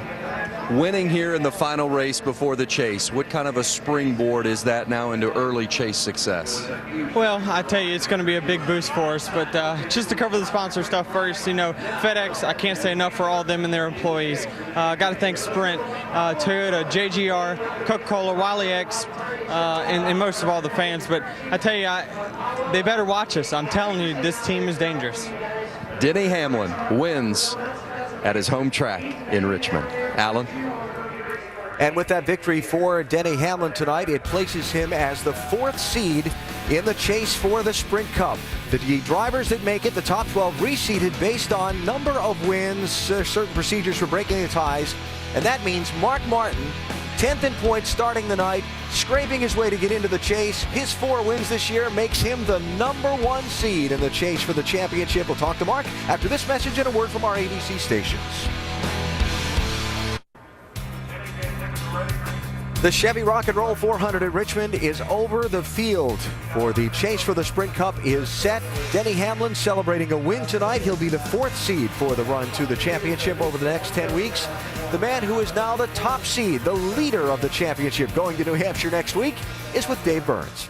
And after the run he had here tonight, which was fantastic for Mark Martin, hey, you're alone at the top with 4 wins. You are the number 1 seed, Mark. How about that, man? I just got to thank Alan Gustafson and all our supporters, the fans, and our supporters, CarQuest, Kellogg's, and Chevrolet, and GoDaddy, and Stanley, and all the guys that support us at Hendrick Motorsports, and great teammates, and the best team, best year of my career. As well as you were running near the end of the race, when did you start to believe? Checker flag. I've had a lot of things go wrong in my career. I just, you know, it was really good to be in the top 5 all night. I don't think we ever got further back than 5th. And great pit stops, and just everything was good. We had the best pit stall, a great race car, not quite good enough to win with, but we could see the leaders all night, and the guys just did what we needed to do. We needed to finish how we ran, and the last 2 weeks we've done that. And so now we go racing. Pressure's off, though. Pressure's off. It won't build back up until late, maybe 4 to go or something. Right now, pressure's off. Seems like the momentum, though, is on at just the right time. Well, you know, anybody that's in the chase can win this thing. All they have to do is get on a 10-race roll. I'm telling you, anybody in this chase can win. Watch out for one Montoya. I'm telling you, the guy's running good, and he's been points racing, and they may go after it now. And I know that you know, the last few weeks we've raced to win, but we've, you know, been real careful. 2, and now we can go do our thing. And Mark Martin's got teammates in this thing too. Jeff Gordon, why don't you step on in here? 6th seed for you tonight. And at the very end, another strong run toward the front there. You guys are pretty good tonight. Yeah, we were fighting hard for those 10 bonus points because we knew once we were seated that, we were going to be behind. But what a strong effort by this DuPont National Guard Chevrolet. Really proud to have Wounded Warriors on board. And it was a great effort. Steve and the guys just brought a great race car tonight, and the best one I've had here in a long time. So I'm really excited. The momentum going into New Hampshire is there. The team was solid. I think we got a great shot at it. We know we got some points to make up, but I think this team's really capable and ready to do that. And Mark mentioned the fact that anyone can get up to the front there pretty quickly. Do you look at this as pretty much an even playing field? I do. I don't like giving up any points to anybody, especially guys as tough as Mark Martin and Jimmy Johnson and Tony Stewart. You just don't want to allow anybody to have any kind of an edge. But you know what? We haven't always been the strongest seed going into the chase, but we've taken the points lead before because of our strong team and consistency. And, we know we're going to have to get out there and do battle and win some races. And, if we can do it, I hope we do it in these final 10. Strong representation for Hendrick Motorsports in the chase. Mark Martin mentioned Juan Pablo Montoya. Vince, how about it? He did indeed, and tell you what, when you're talking about favorites in the chase, you can't overlook this guy. This team has been as good as any other during the course of the summer, and crew chief Brian Patty told me earlier today, felt like you could have won 5 of the last 6 races. You came in here, did what you had to do tonight. How good does it feel to accomplish the goal you set of making the chase? In a way, I want to thank first everybody, at Target and Chevrolet and EGR Motors and everybody in Hurricane. They did an amazing job for me all year long. Everybody back in the shop built great cars, and when you get good race cars, it makes your life a lot easier. And Brian and all the boys all year long did an amazing job. Today it feels kind of weird. Yeah, we made the chase, but we run so conservative today that it's like kind of awkward. But it's good, we're in. Will you feel good to be able to now get in the chase and kind of let it all hang out finally? I think we have to wait and see what happens, how good we are, and based how we run, we're going to have good weeks and bad weeks. We need to make sure when they're bad, you can't go worse than 10 or 12. At the beginning of the season, not many gave your team a shot at making the chase. How good does it feel to be one of the final 12 that'll have a chance at the championship? I think just proving everybody wrong feels really good, to tell you the truth, but it's great. It's great to, it was a 3-year plan to come here and start performing after 3 years, and we made the chase, and this is bigger than winning a race or anything, so it's pretty cool. The 42 team will celebrate making the chase tonight, and well deserved.